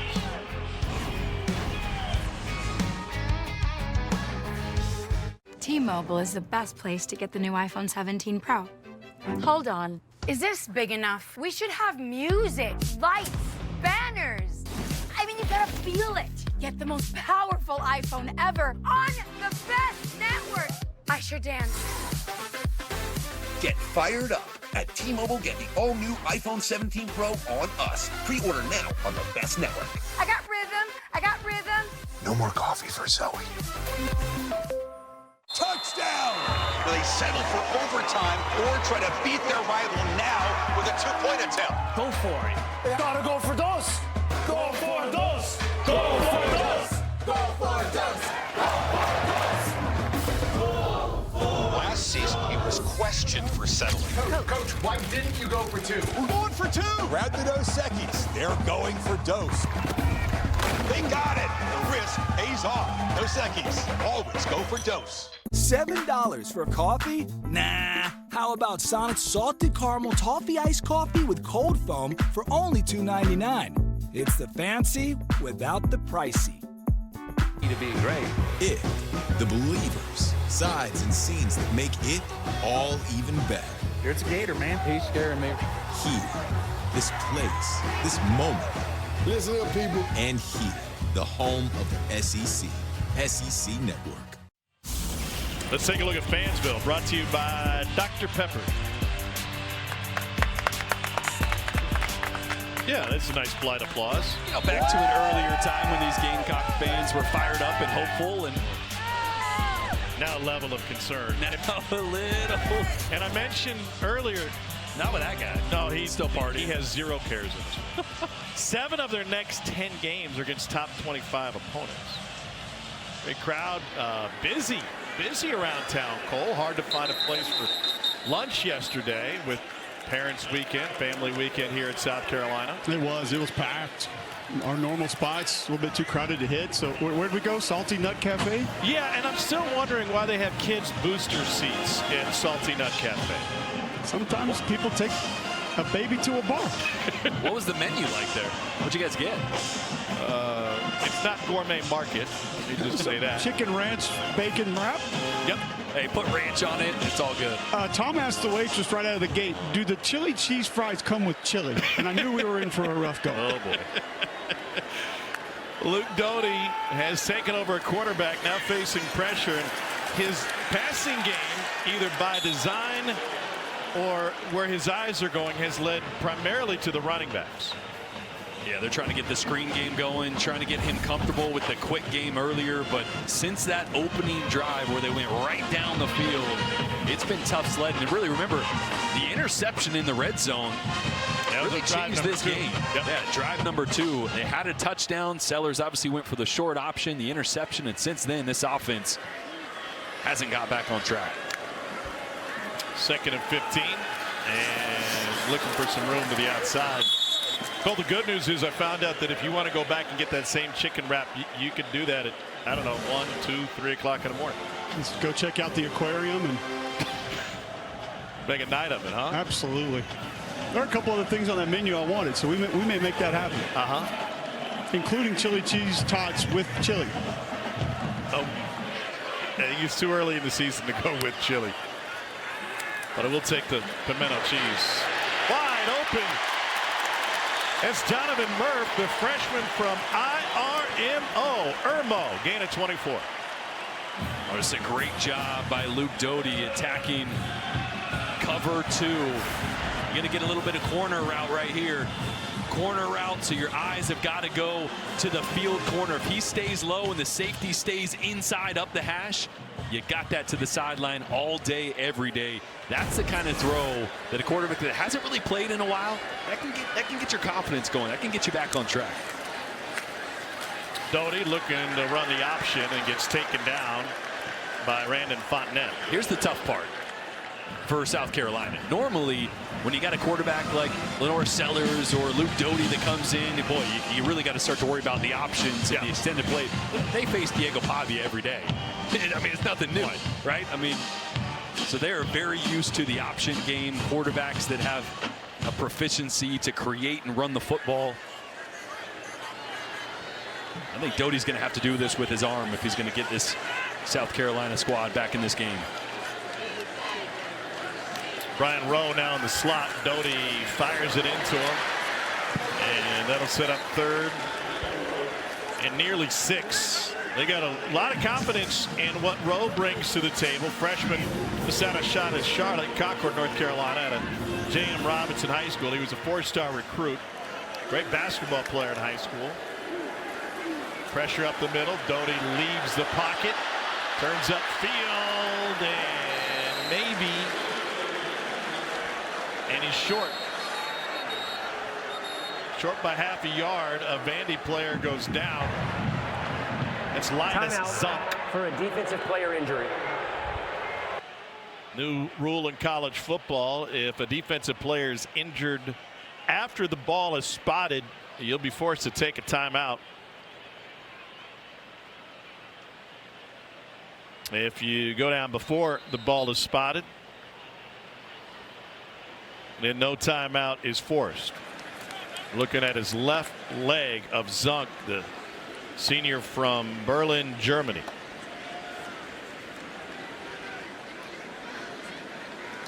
All right, Tim, I got all your policies here.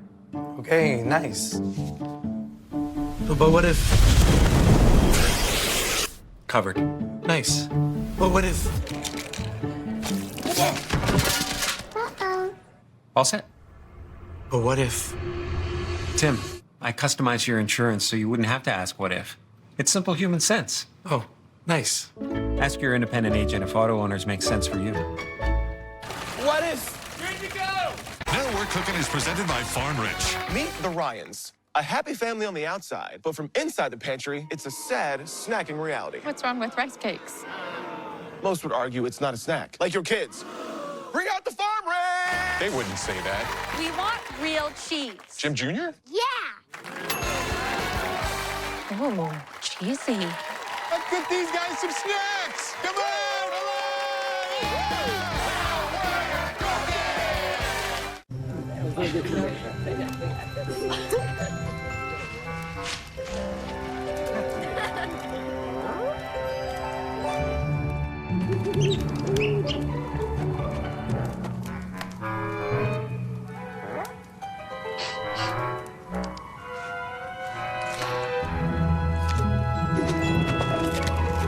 For 5-star backyards, Yellowwood brand pressure-treated pine. If it doesn't have this yellow tag, you don't want it. Blue Chew is my new go-to.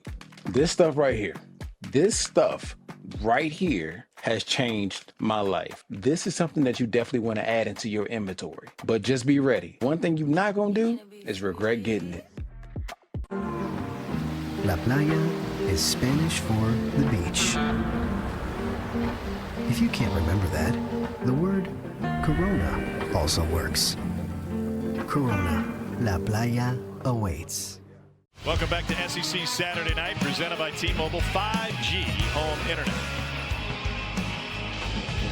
8:09 remaining in the third quarter.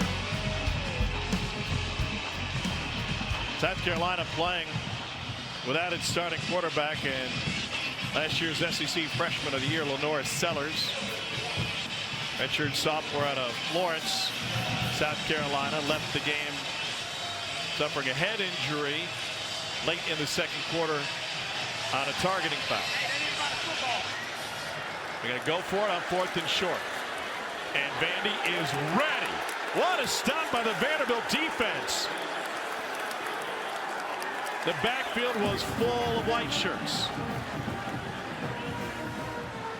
Great penetration in nearly every gap up there. Clark Lee loving what he's seeing from this defense. You know,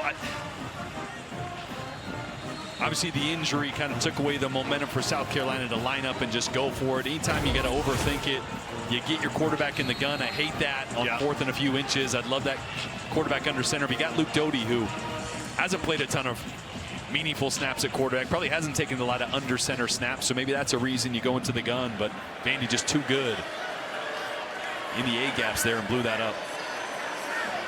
So Pavia back to work. He's 13 of 18 for 122 and 2 touchdowns tonight.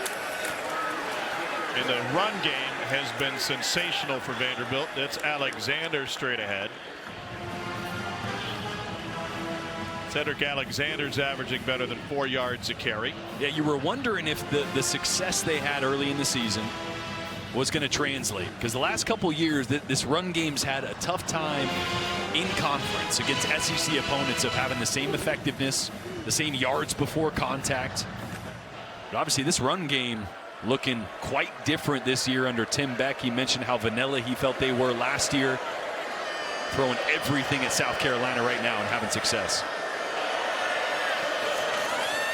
Alexander.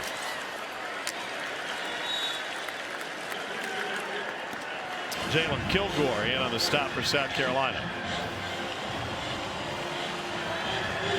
It feels like South Carolina is going to need Beamer ball to get back in this game, one way or another. Beamer ball, turnover.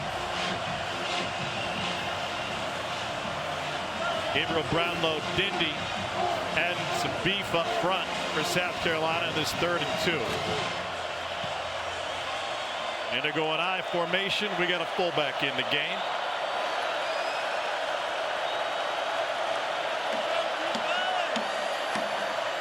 Pavia play action. Going deep. Got space and overthrow Trey Richardson.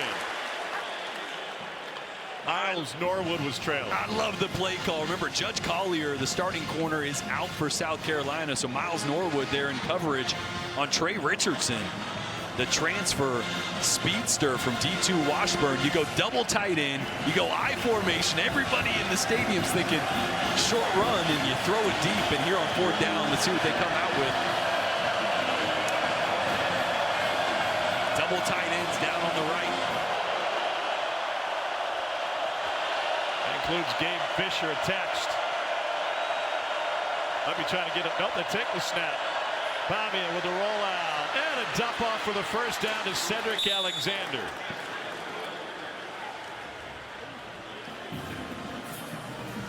Tough there for any linebacker in 4th and really short. You have to play the run first. That's why those throws end up being so easy when you get outside the pocket. Watch Fred Johnson right now. He's got to play the run first and then react to the running back. So he's just going to be late getting out there to the flats.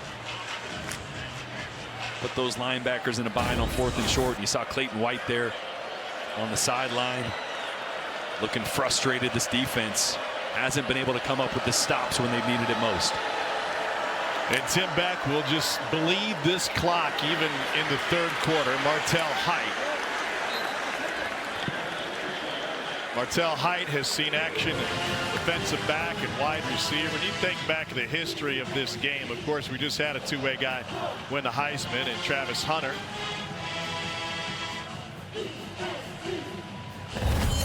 And Cole, there's a guy in this league, Champ Bailey, who's in the Hall of Fame. That dude's pretty special, too.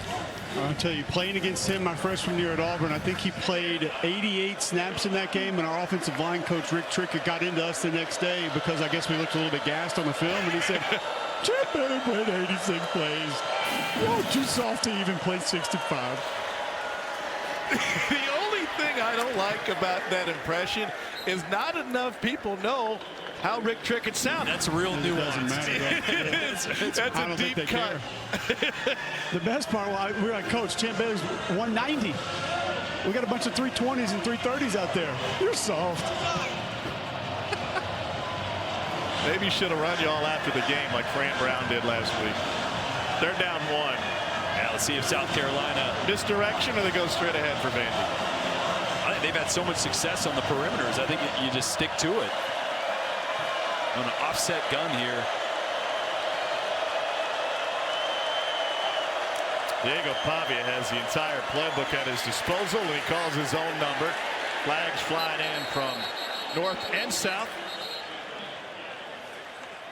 And this will back Vandy up.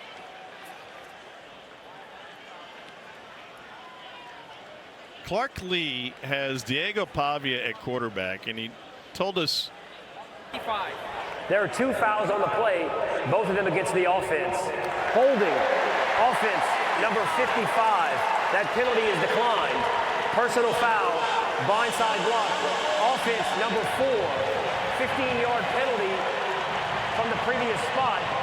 Remains 3rd down.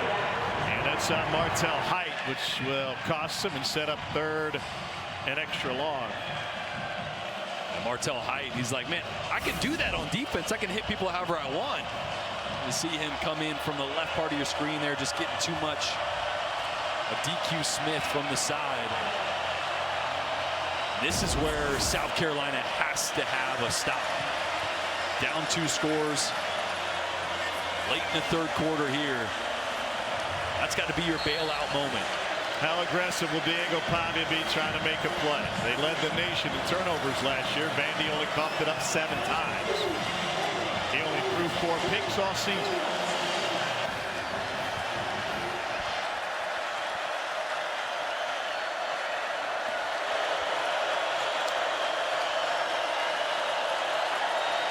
And movement, and this will back him up even farther. False start. Offense, number 0. 5-yard penalty, remains 3rd down. Well, the frustration from Clark Lee. They had a first down picked up on the Diego Pavia run. The momentum driving. Now they're back on the opposite side of the 50.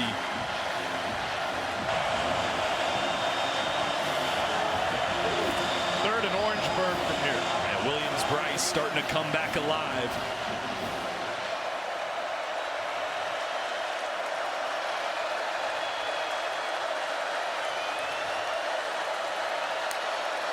Four-man rush. Pavia fires over the middle, complete. It's Eli Stowers and a Vanderbilt first down. There is a flag in the backfield where Pavia got crunched again. And I believe it was Dylan Stewart. Personal foul, roughing the passer. Defense number 6. 15-yard penalty will be added to the end of the run. First down. Correction, it'll be half the distance to the goal.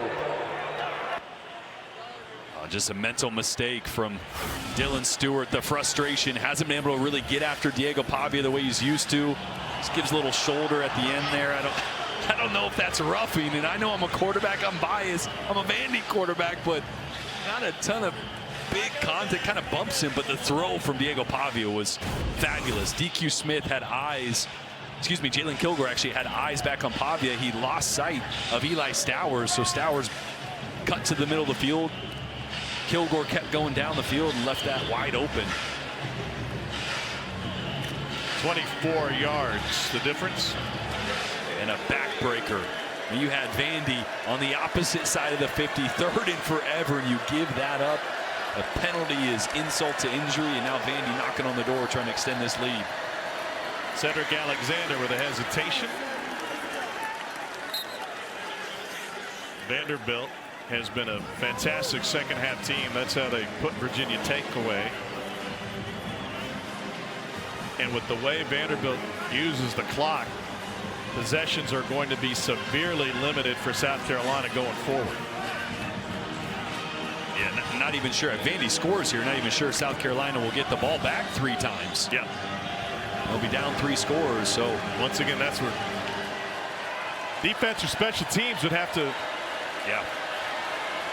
come up with something sensational for South Carolina. Pavia keeps it, and Stewart hugs him and takes him down.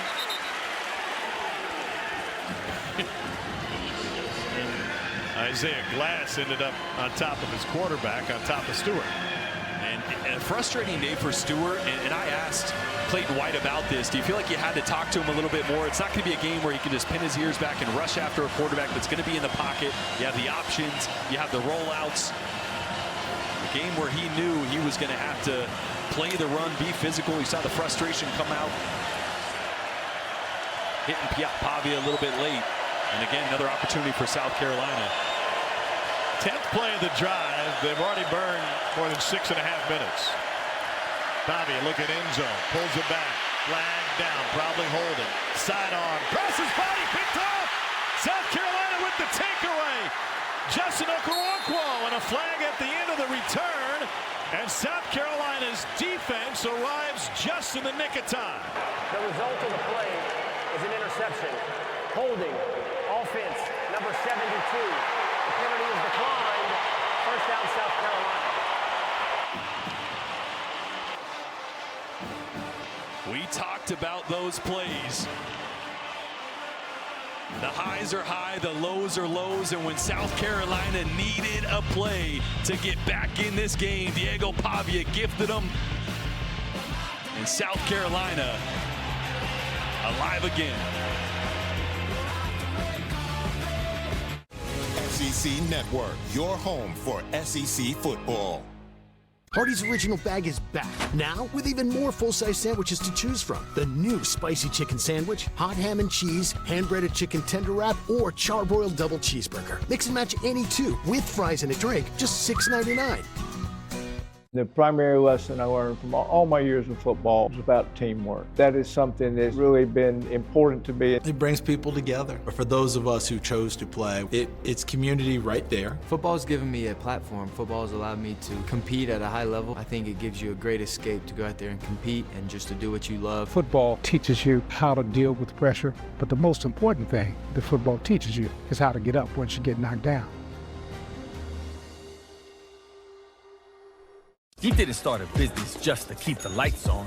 Lucky for you, Shopify built with just one tapping, ridiculously fast acting, sky-high sales stacking, champion of checkouts. Businesses that want to win, win with Shopify. If you're saying too much, baby, go find less. This conference right now is really strong. If you can't keep up, stay below, I guess. It's too much. Such a fun point. Getting kills from all over. Some of the best volleyball in the country in the SEC. SEC Network, your home for SEC volleyball. Finding a pair of jeans that looks good and feels comfortable is such a hassle. Most clothes use just 1 or 2 measurements. M. Taylor uses 7 or more measurements for the perfect fit. Our tech measures you 20% better than a tailor. We created the InvisiStretch waistband to preserve the classic jeans look while invisibly stretching for comfort. Get custom jeans for just $79 with free shipping and free returns. Download the MTaylor app or visit mtaylor.com. You know what our kids don't want? Our spoon collection. Or my holiday decorations. We spend a lifetime collecting things we love, but the best thing we can leave behind? Peace of mind. If you thought you couldn't afford life insurance, you can with Physicians Life Insurance Company. Getting coverage is simple. No health questions, no medical exams, and up to $30,000 in coverage for life. For all the details, call now or visit physicianslife.com for your free info kit. Physicians Mutual, Physicians Mutual. Dari Noke in studio, LSU Florida Gators down 13-10 with the football at midfield. DJ Lagway fires and he's picked off for the second time by Deshaun Spears, but this time he takes it to the house. 2010 Tigers. Guys, Notre Dame also just took the lead on A&M in the third. All right, Dari, thanks. In South Carolina with an opportunity. Luke Doty running the option. Picks up a yard and a half. Celebrities in the house. Theo Vaughn was at Asheville's stadium for the win against #1 Alabama last year. That's the lone win against a ranked opponent for Vandy in its last 21 tries. There was a shot of Cole Santa right next to Theo, and I was going to say 2 of the great podcasters in America. Yep. Yeah, there they are. Together getting millions of views every week. Yes. I don't even want to know what he told me about Diego Pavia's mom either. Like I'm just, what? That's not a bad. No, it's not like that. It's not like that at all. Well, let's hear it. Tell us. The way that I understand the story is that, maybe just give me a nod if this is okay. Diego Pavia wins this game. He promised you he would set you up with a date with his mom. Yes. Okay, there we go. He's a nurse, and I've always wanted to. My goal is I would like to marry a nurse one day, so that's why I think smart. He was thinking about that, but I don't even know if I would do it. I don't know. That's I like being his friend. I don't want to end up being like his stepdad or something, you know. That would be weird. I got it. That is the end so I don't know. We'll see what happens. And we have run out of time in the third quarter. The podcast will have to continue later this week. Nicole, you should have him as a guest. 21-7, Vandy. Not as capable of certain things in the run game. How do you find a way to push the ball down the field? We just got to execute. I mean, we 4th and 1, and we try and run this old school power play, and we let our linebacker run through the A gap. I mean, just everybody's got Luke's fully capable. We got good running backs, we got good receivers, tight ends, offensive linemen. Everybody's just got to slow down and do their job. But understanding against these guys, we ain't got many possessions left, so we got to freaking go. Thanks, Coach. Thank you. Yeah, the clock will be the sternest test for South Carolina. Back to the run game, and Faison, he's able to pick up nearly 13 on first down. Vanderbilt put together a couple of long drives in the third quarter. One led to a touchdown, the other an interception. They've dominated time of possession tonight. Boy, still have not seen that just deep shot to Nick Harbor. You got the fastest man in college football. It's 6'5". At some point, you just got to give him a shot to run under one. Top of the formation, just outside the hash mark. So now Rode joins him over there. Doty hands it off again. And a bounce and a lean. And Faison gets forward for a few more. In fact, that's a gain of 5. Faison starting to get going in the run game, but they went to Harbor early. 4 catches for 66. Yeah, we saw it in the Virginia Tech game, right? The deep post over the top was kind of the dagger in that game. He's got the ability to change a game in one play. Right now, still trying to manage Luke Doty in this game. The flag. Brian Longwell was draped on Jordan Dingle, Kentucky transfer.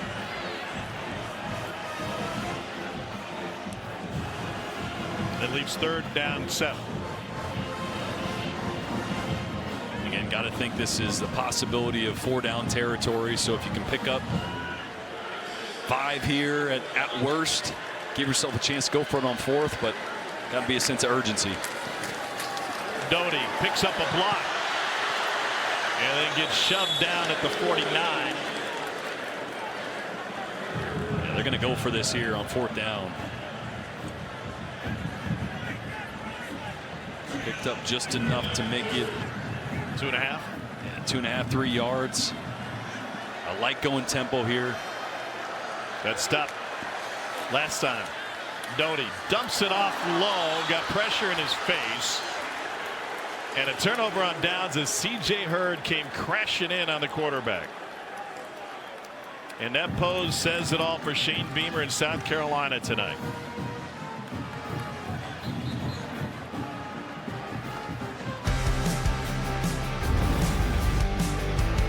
C.J. Hurd making a play for Vanderbilt, and the Commodores will have the ball when we return.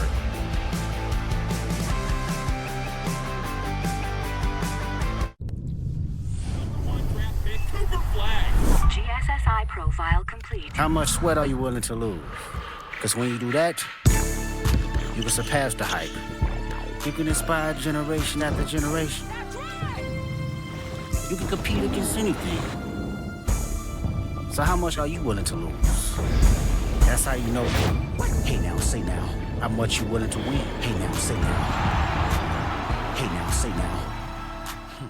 Frank, this stadium control room is so awesome. Want to see something really cool? Yes, yes I do. Whoa, it's beautiful. Look, goosebumps. I didn't think that was possible for a chicken. Why not? Because you're not a goose? Are you a goose, Frank? No. Can you get goosebumps? Yes. And that makes sense. How? I see your point. Yeah. Sanderson Farms, official chicken of the SEC. The Loaded Italian has classic flavors with an Arby's flair. It's more American Italian than Italian, just like the Pope. And people line up to see him. Arby's, we have the meats. To buy or not to buy? That is their question. And nobody knows shoppers better than Shopify. The undisputed, undefeated checkout champion of the world. Businesses that want to win, win with Shopify. I'm Jesse's uncertainty, and I really thought house projects were my time to shine. One little, are you sure? He gets stuck before he even got started. But Jesse's changed. Because of Thumbtack. With their guides, he knows exactly what to do and who to hire. And his house is looking great. Where does that leave me? Uncertainty doesn't live here. You do. Take care of your home with Thumbtack. Download the app today. I don't have time to shop, so I buy all my clothes where I buy my seafood. Stitch Fix makes shopping easy. Just show your size, style, and budget, and your stylist sends personalized looks right to your door. Man, that was easy. Stitch Fix, online personal styling for everyone. 21-7 Vanderbilt Hillard Williams-Brice Stadium. We read and react with Roman Harper every Monday night on the SEC Network. Take you a little bit inside what we like about this Vanderbilt offense, the physicality of the offensive line. Watch the center position right here. Work this double team and just get movement at the point of attack. Head across, the finish, dump. That'll get you an invitation to the block party to open up that touchdown run for Lassiter. The physicality, the push, just the overall grit of this Vanderbilt offensive line, very different from a year ago, Tom. You know what's different is those two guys behind the monitor that seem to be enjoying themselves. Were they a distraction to you? Surely you're not talking about Kenny Powers right there in the 23 jersey. I think one or both of those guys should get an invite to whatever party you're throwing, block or otherwise. I think they've already been there.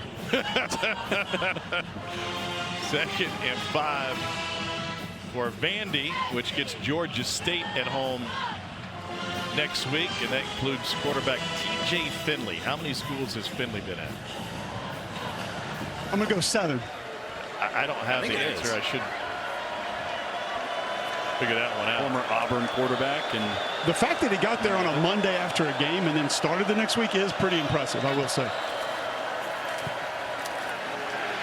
Huge hole on the right side for McKalen Young, junior out of Midland, Texas, and a career high 95 yards against the Hokies last week in Blacksburg.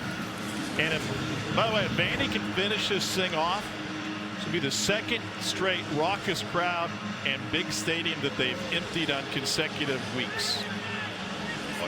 What was awesome last week in Blacksburg at Lane Stadium turned into Vandy singing to its fans in the upper deck. It's a different team. It's built different. They're built so well up front. They can lean on teams.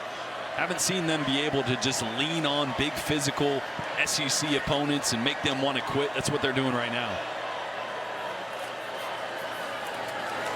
Delivered to junior Sherrill. And talking with Tim Beck this week about adding new wrinkles to this offense, having game breakers who can get downfield. He said, well, yes, and that's great, but we are a run to win team. We want to trade paint first, and with our offensive linemen, just be physical. Clark Lee Cole talked about that. Just get out there and be physical first. We can refine the mechanics later. It's not coaching clinic tape, Tom. You're not going to put this on and show beautiful footwork, hand placement, hat placement every time, but goodness, they like to get off the football and trade paint. Had a great conversation with their center, Jordan White. He's a DeMatha man who started his college career at West Virginia and then moved on to Liberty. He's kind of paved the way for Pavia.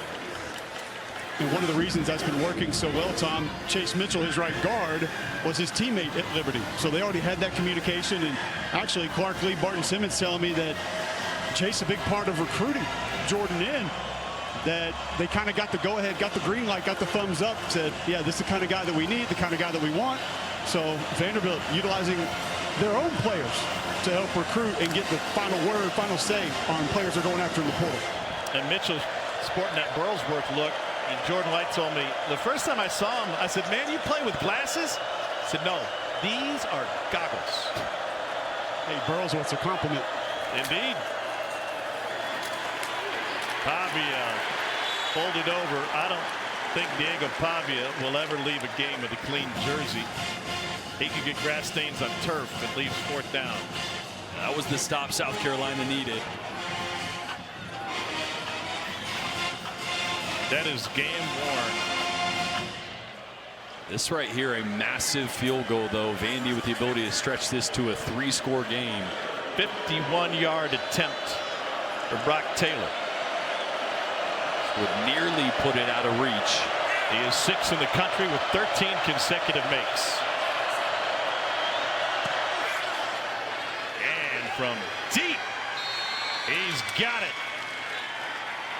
17 straight makes from Brock Taylor.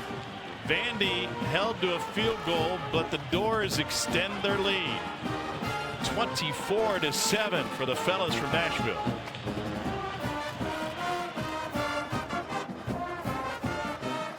What you doing, Zach? My T-Mobile home internet is so good. I wish I could tell the whole world. Zach, go right ahead. T-Mobile's got home internet. T-Mobile's got home internet. It's just $35 a month, guaranteed for 5 years. 5 years. I'm switching. Whoa, that's 2. T-Mobile's got home internet, just $35 a month, and it's guaranteed for 5 years. Let's go, bud. Hurry up. Come on. I'm a baseball dad. Just because I didn't go pro doesn't mean my kid won't. Give me that. No pressure, kid. Just everyone watching. Coach says it doesn't matter if you win or lose the game, but that's what losers say. You gotta swivel those hips, right? And you gotta swing. Or! And if you don't have the right insurance, you can be paying for this yourself. So get Allstate, save money, and be protected from mayhem. Yeah, like me. He didn't start a business just to keep the lights on. Lucky for you, Shopify built with just one tapping, ridiculously fast acting, sky-high sales stacking, champion of checkouts. Businesses that want to win, win with Shopify. Your credit score is only part of your financial picture. Count on Intuit Credit Karma to scan the factors credit card companies use and to show you approval odds, so you know where you stand today. Download the app to get started. La playa is Spanish for the beach. If you can't remember that, the word Corona also works. Corona, La playa awaits. The people I see, they just need a little help. Workout wear is my only wear. The solution is easy. Stitch Fix. Just take a quick quiz to share your size, style, and budget, and your stylist will send personalized looks right to your door. Stitch Fix. Online personal styling for everyone. Time now for Coverage Workouts, presented by T-Mobile 5G Home Internet. This is where the game really changed. South Carolina on their second drive after scoring on their first in the red zone, the interception mistake, and then it was all Vanderbilt, the touchdown answer from Diego Pavia to Junior Sherrill. And it was Lassiter with the long run to break this game wide open, and South Carolina after the injury to Lenora Sellers, just not able to get things going on offense, and it's been all Vanderbilt. They're trying to find a side road to get around a train in this town. Not just book smart at Vandy, and I can say that because I went there. Oh yeah. Not all just good at words with friends and studying. You know, play some football these days. Carolina's going to bring it out. And plenty of room, and then a trip up of Nick Harbor, who gets stopped at the 45, showing that straight line speed.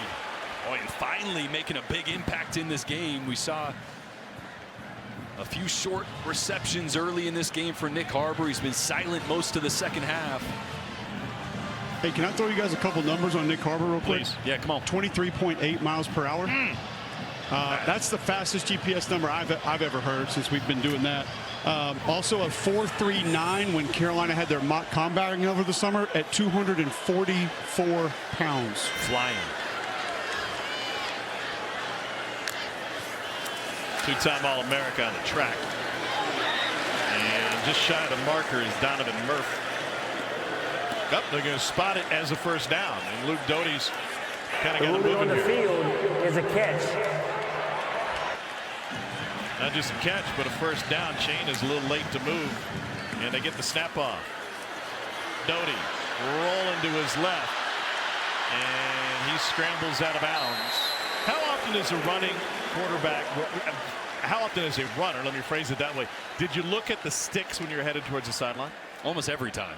Especially when you got enough green grass there, because you're already kind of calculating. I don't want to take a hit. I want to get out of bounds at some point. It's really easy to pick up that bright orange marker and try to figure out just how much you need to pick up. Yeah, so what was interesting is they hadn't moved the sticks on that last so you run. didn't know. So you didn't know. It seems like an obvious landmark that wasn't available to him. It was a first down run regardless, and then the incomplete pass. Second down 10.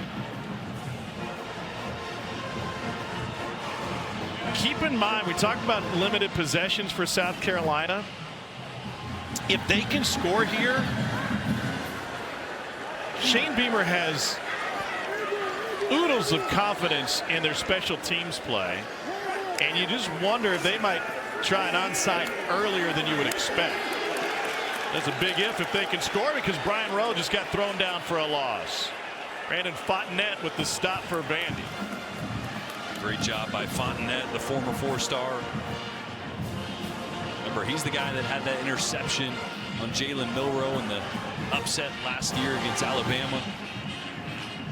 Boy, when you look ahead at this schedule for Vandy, if they hold on this one, might be circling that Alabama game in a couple weeks. They bring the house. Doty can't escape. The ball is loose.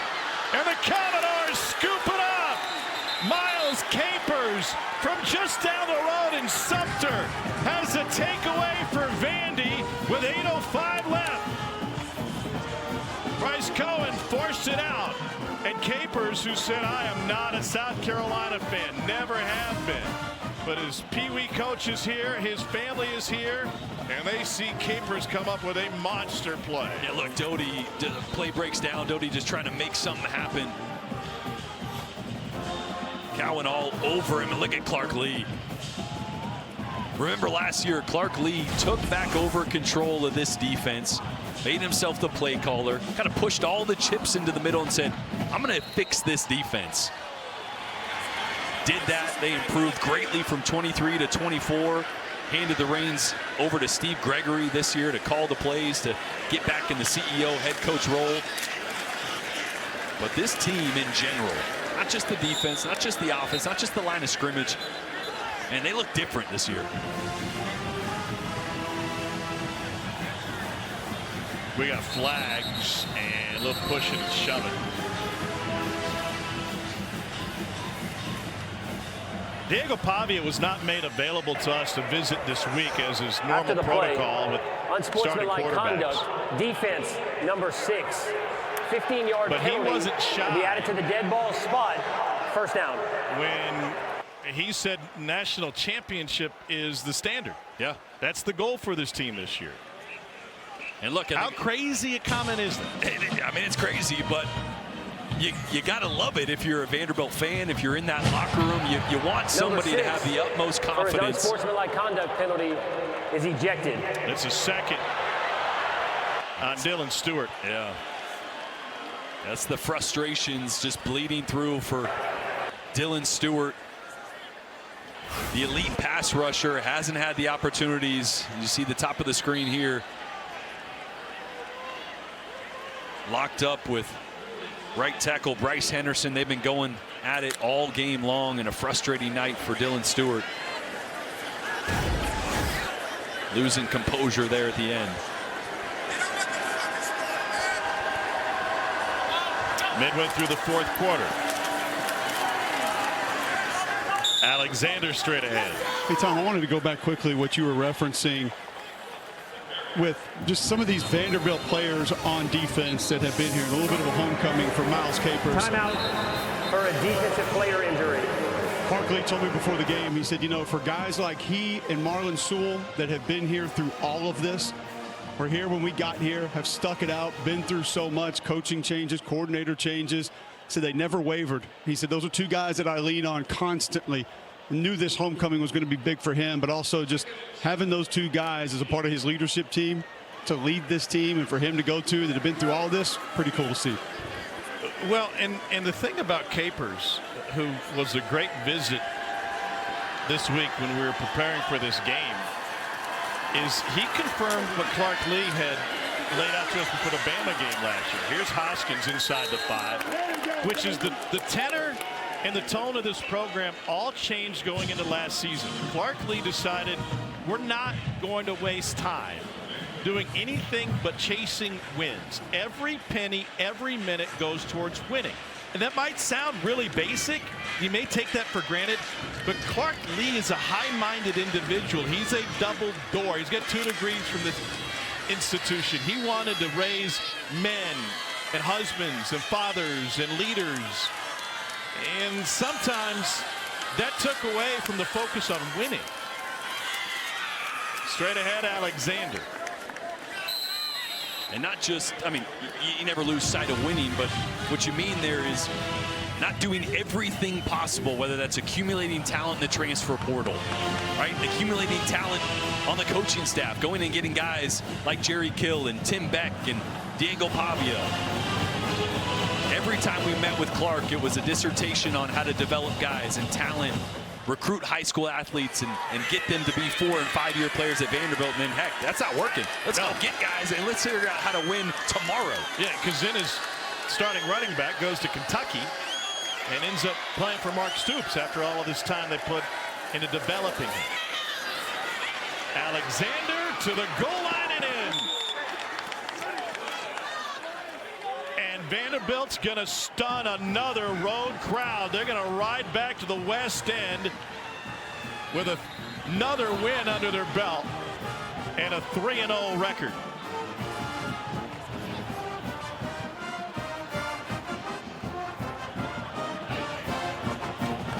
To the point we're just talking and put a bow on that story. There'll be a personal foul penalty on the celebration. They used to start their team meetings. A touchdown. After the score, unsportsmanlike conduct, offense, number 44, taunting. The 15-yard penalty will be assessed on the kickoff. They used to start their team meetings with big picture leadership examples and that lessons. Is number 44's first. And Clark told us last year, he said, now we start our meetings with the game plan to win on Saturday.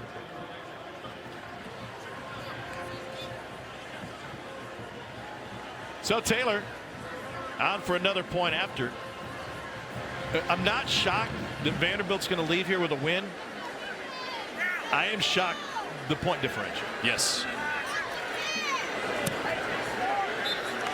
Even with Lenore Sellers going down, you thought this defense was going to still be good to elite for South Carolina, and that just hasn't been the case tonight. A lot of folks headed to the salty nut right now. Cedric Alexander headed to the end zone again and getting a ride all the way back to Music City.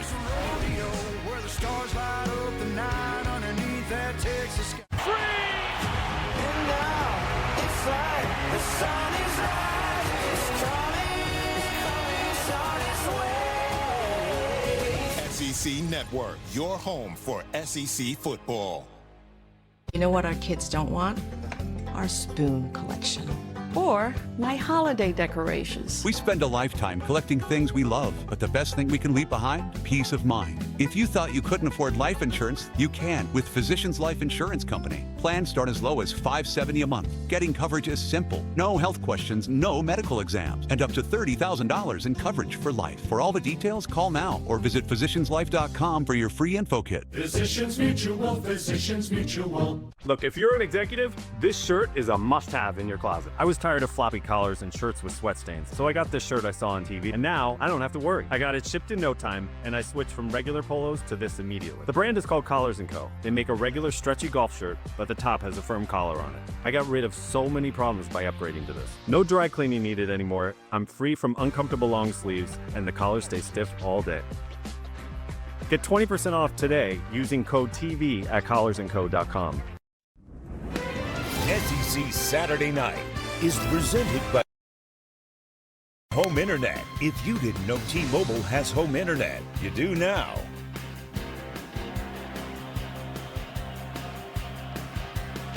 That has been the story of the night for Shane Beamer. Starting quarterback Lenore Sellers knocked out of this game late second quarter, and they never recovered. They also lost their star defensive end Dylan Stewart due to an unsportsmanlike penalty. Here's how it occurred. Number 88.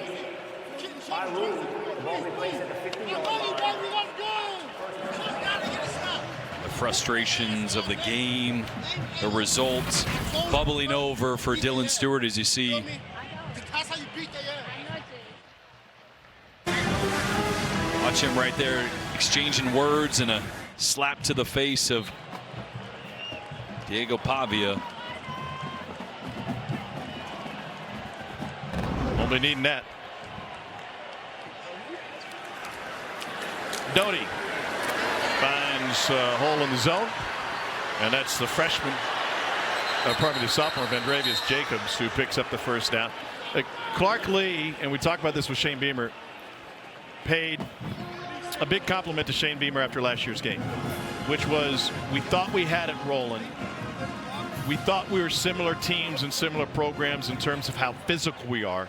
They came into our house. They delivered the blow. They put the fight to us. And the ball is loose, and it's another Vanderbilt takeaway.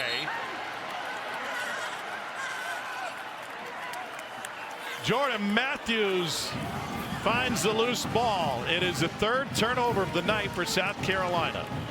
And Vanderbilt has been the better team and the more physical team in just about every category tonight. Yeah, I think we're learning a lot about South Carolina as well. Obviously, the preseason ranking, a lot on how they finished last year. That defense was so elite. All the guys that they sent to the NFL. A lot of holes to fill, and you thought, okay, maybe they're going to figure things out in the first couple weeks. And I think we're just realizing the defense is not the same. Right. The weapons are young on the outside. They need time to develop. They're miss Rocket Sanders more than anybody maybe imagined. And just not a team that maybe was, now we can tell in hindsight, deserving of the ranking that we saw earlier. And we gave them a lot of credit because how good Dylan Stewart is and how good Lenora Sellers is, but they had a lot of holes to fill from that team that was so good last year, and they're still a work in progress. Pavia's night is done. Blaze Berlowitz Jr. out of Cushing, Oklahoma. Cushing High School takes over. Former New Mexico State quarterback. They've heard that's been a pipeline. By the way, Vanderbilt is in line for its second largest margin of victory against an AP ranked opponent in school history, dating back to the 1955 win against then number 17 Kentucky, in which they won by 34. This will be just their second win in their last 21 games against top 25 opponents. Of course, knocked off #1 Alabama last year. Timeout. South Carolina. It is their first. It will be 30 seconds. Carolina trying to hang in there, now facing a 3rd and 12. Pavia's night ends with 177 yards and 2 touchdowns.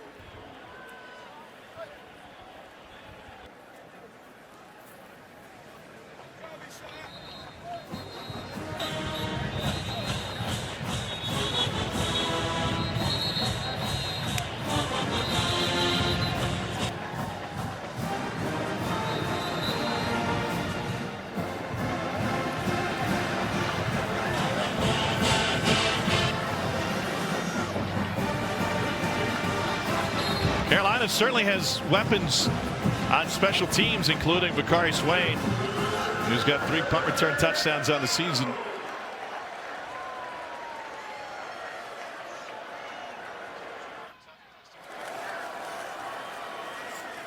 And they won't get anything here.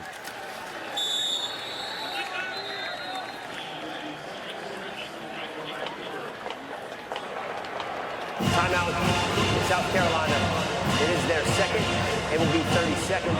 So 30-second timeout here, and we get a look at Bakari Swain lining up for this punt return. He's the first player in school history to have 2 in 1 game. That came against South Carolina State last week.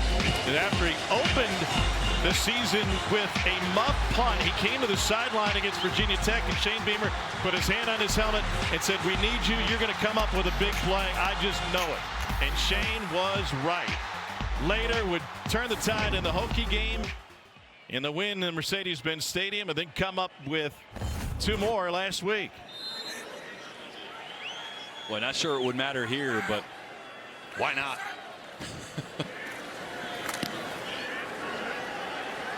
He's not going to get the chance. And they'll have it at the 36. Let's get it to our friends at Academy Sports and Outdoors.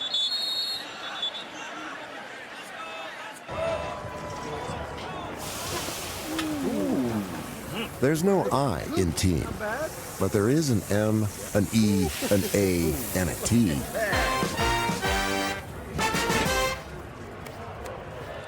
We had 3 flags on that play.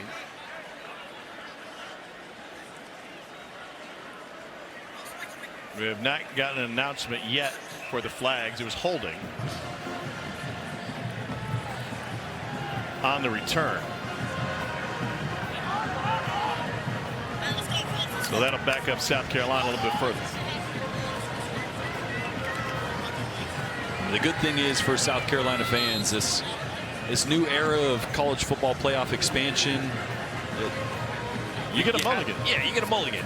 You can lose games like this. You're allowed to get better as the season goes on, and for Vandy, You're about to start this season with a ton of momentum.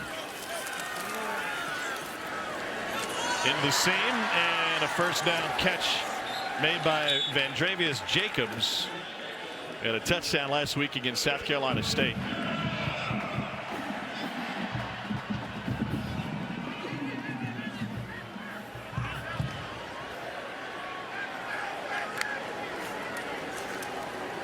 Three-man rush in out to the perimeter. Amazio Bennett has been quiet tonight, and a sophomore out of Greenville, South Carolina, picks up the first down on his first catch.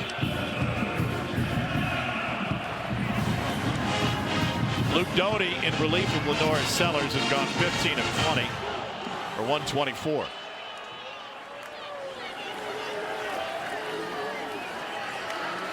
Doty on the run, little pump fake. We don't know exactly what the injury is to Lenore Sellers. All indications are that it was a concussion based on the target and Shane Beamer's reaction, and you just hope that it's something he could come back from immediately. South Carolina will be back on the practice field on Tuesday, is how a normal week goes for Shane Beamer's team. And obviously they are a much different offense, even though they've had their shortcomings and there are some limitations here early in the season. Lenore Sellers was the rookie of the year in this league last year. He is a major difference maker. They can't afford to lose for any more time than just a half. Yeah, he's a guy that dictates to the defense, right? The defense has to play you a certain way because of the talent with his legs, the athleticism, the ability to push the ball 65, 70 yards downfield if he needs to. He's a game changer. Didn't see the best version of him. And again, back to that interception in the red zone, changed the game. South Carolina looking for a late score. We hit the 2-minute timeout. Vandy up 24.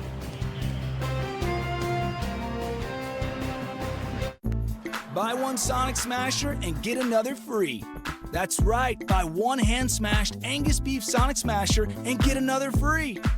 It's the dual threat quarterback of burger deals. Buy one, get one free in the Sonic app. All right, Tim, I got all your policies here. Okay, nice. But what if... Covered. Nice. But what if... All set? But what if... Tim, I customized your insurance so you wouldn't have to ask what if. It's simple human sense. Oh, nice. Ask your independent agent if auto owners make sense for you. What if... Here we go!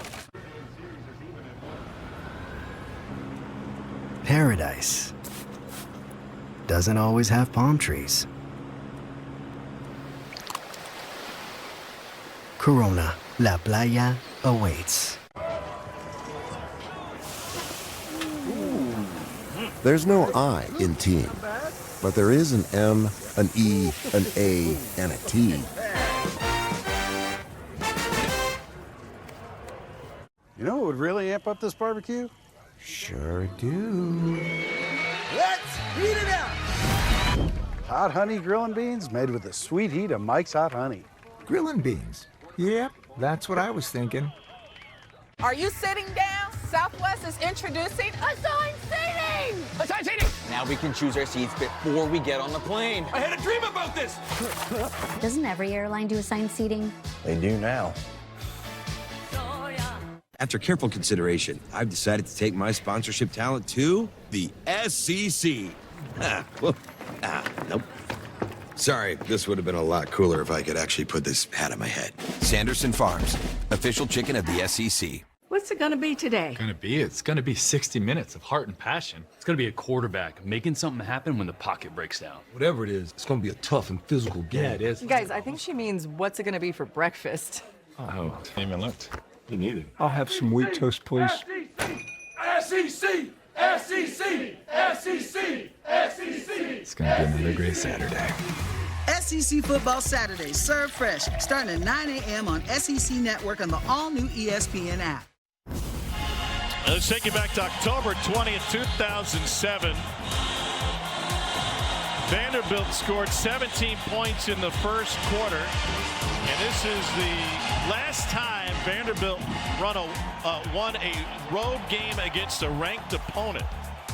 Mackenzie Adams went 8 of 16 for 123 and ran for 84 against head ball coach. That snapped a 7-game losing streak for Vandy to the South Carolina program, and now South Carolina won 16 straight against them. Best winning percentage for South Carolina against any current opponent. A minimum number of games, obviously. Here are the things that Vanderbilt will accomplish tonight. First 3-0 start since 2017.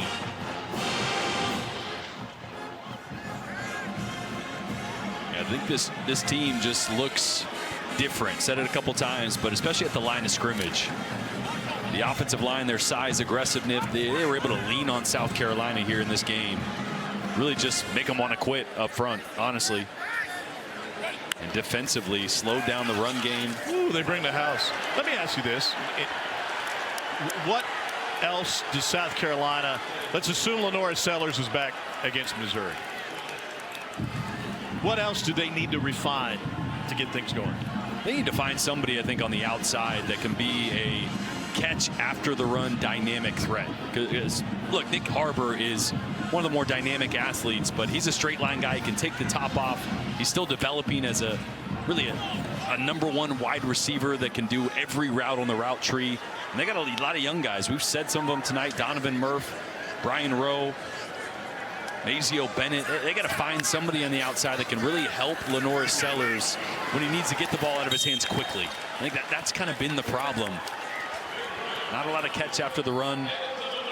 And they got to take on a Missouri team that put 52 on the Raging Cajuns, 606 yards. Ahmad Hardy went for 250 and 3 touchdowns on the ground. It's pretty good. Yeah, Missouri looks good, man. Raging Cajuns offense passing 2 for 14 today. That's not great. Not that great. Oh, what a catch! That's incomplete. Lawrence got his hands on it. I thought Mo Brown came down with it, but it just slipped out of his hands as he went to the turf.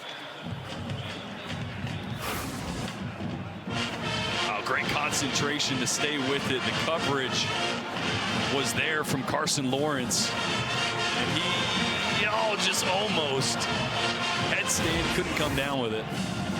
By the way, Ole Miss knocked off Arkansas tonight in a close one, 41-35. Yeah, Trinidad Chambliss threw for 353 and a touchdown. Not bad for a guy who was playing Division II last year. Now on 2nd and 10, tipped and intercepted. It's Brian Longwell this time. Another South Carolina turnover. 4th of the night for the Gamecocks, and Vanderbilt is going to leave Soda City with a momentum win. And the Commodores are going to start with a win in conference play for the first time since 2011.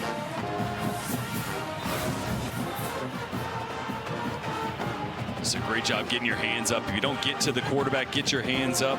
And Keanu Cott there getting a hand up, knocking it off target. And I tell you what, this is it's going to put Vanderbilt on notice to the rest of the SEC. This is one that's going to get a lot of coaches that have Vandy on the schedule kind of going, wait a minute. Yeah. And I think to the nation, right? Oh, no doubt. Yeah. Enter the rankings likely. 3 straight 20-point wins for the first time to open a season since 1930. Clark Lee has been making history at his alma mater the last couple of years, no doubt. Deserves all the credit for what he did to build this program back to a point where game clock operator. Vandy was not just respected, but now 15 seconds feared in a lot of ways for what they're able to do on both sides of the football. At the end of the last play. A Vanderbilt man through and through, and he should take a lot of pride in the way his football team has played. That was the Capers family in the stands. Blaze up next after this year. Check it out. They all rolled in here from Sumter. Miles Capers has a pick tonight. The reason why we're winning, God, baby.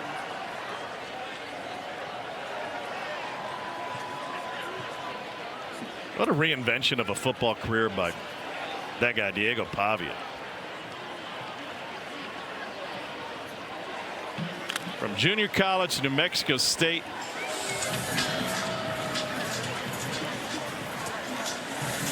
And then he gets into Vanderbilt, and he has turned this program around. Vandy's going to go to 3-0. South Carolina will suffer its first loss of the season and go on the road to Missouri for a night game next Saturday night. And Shane Beamer's got to figure some things out. Clark Lee, looks like Vandy's got it figured out. He's standing by with Cole Kublik. Clark, you were gracious enough a year ago when we sat down with you to walk us through this journey of you sort of reinventing yourself, a long look in the mirror.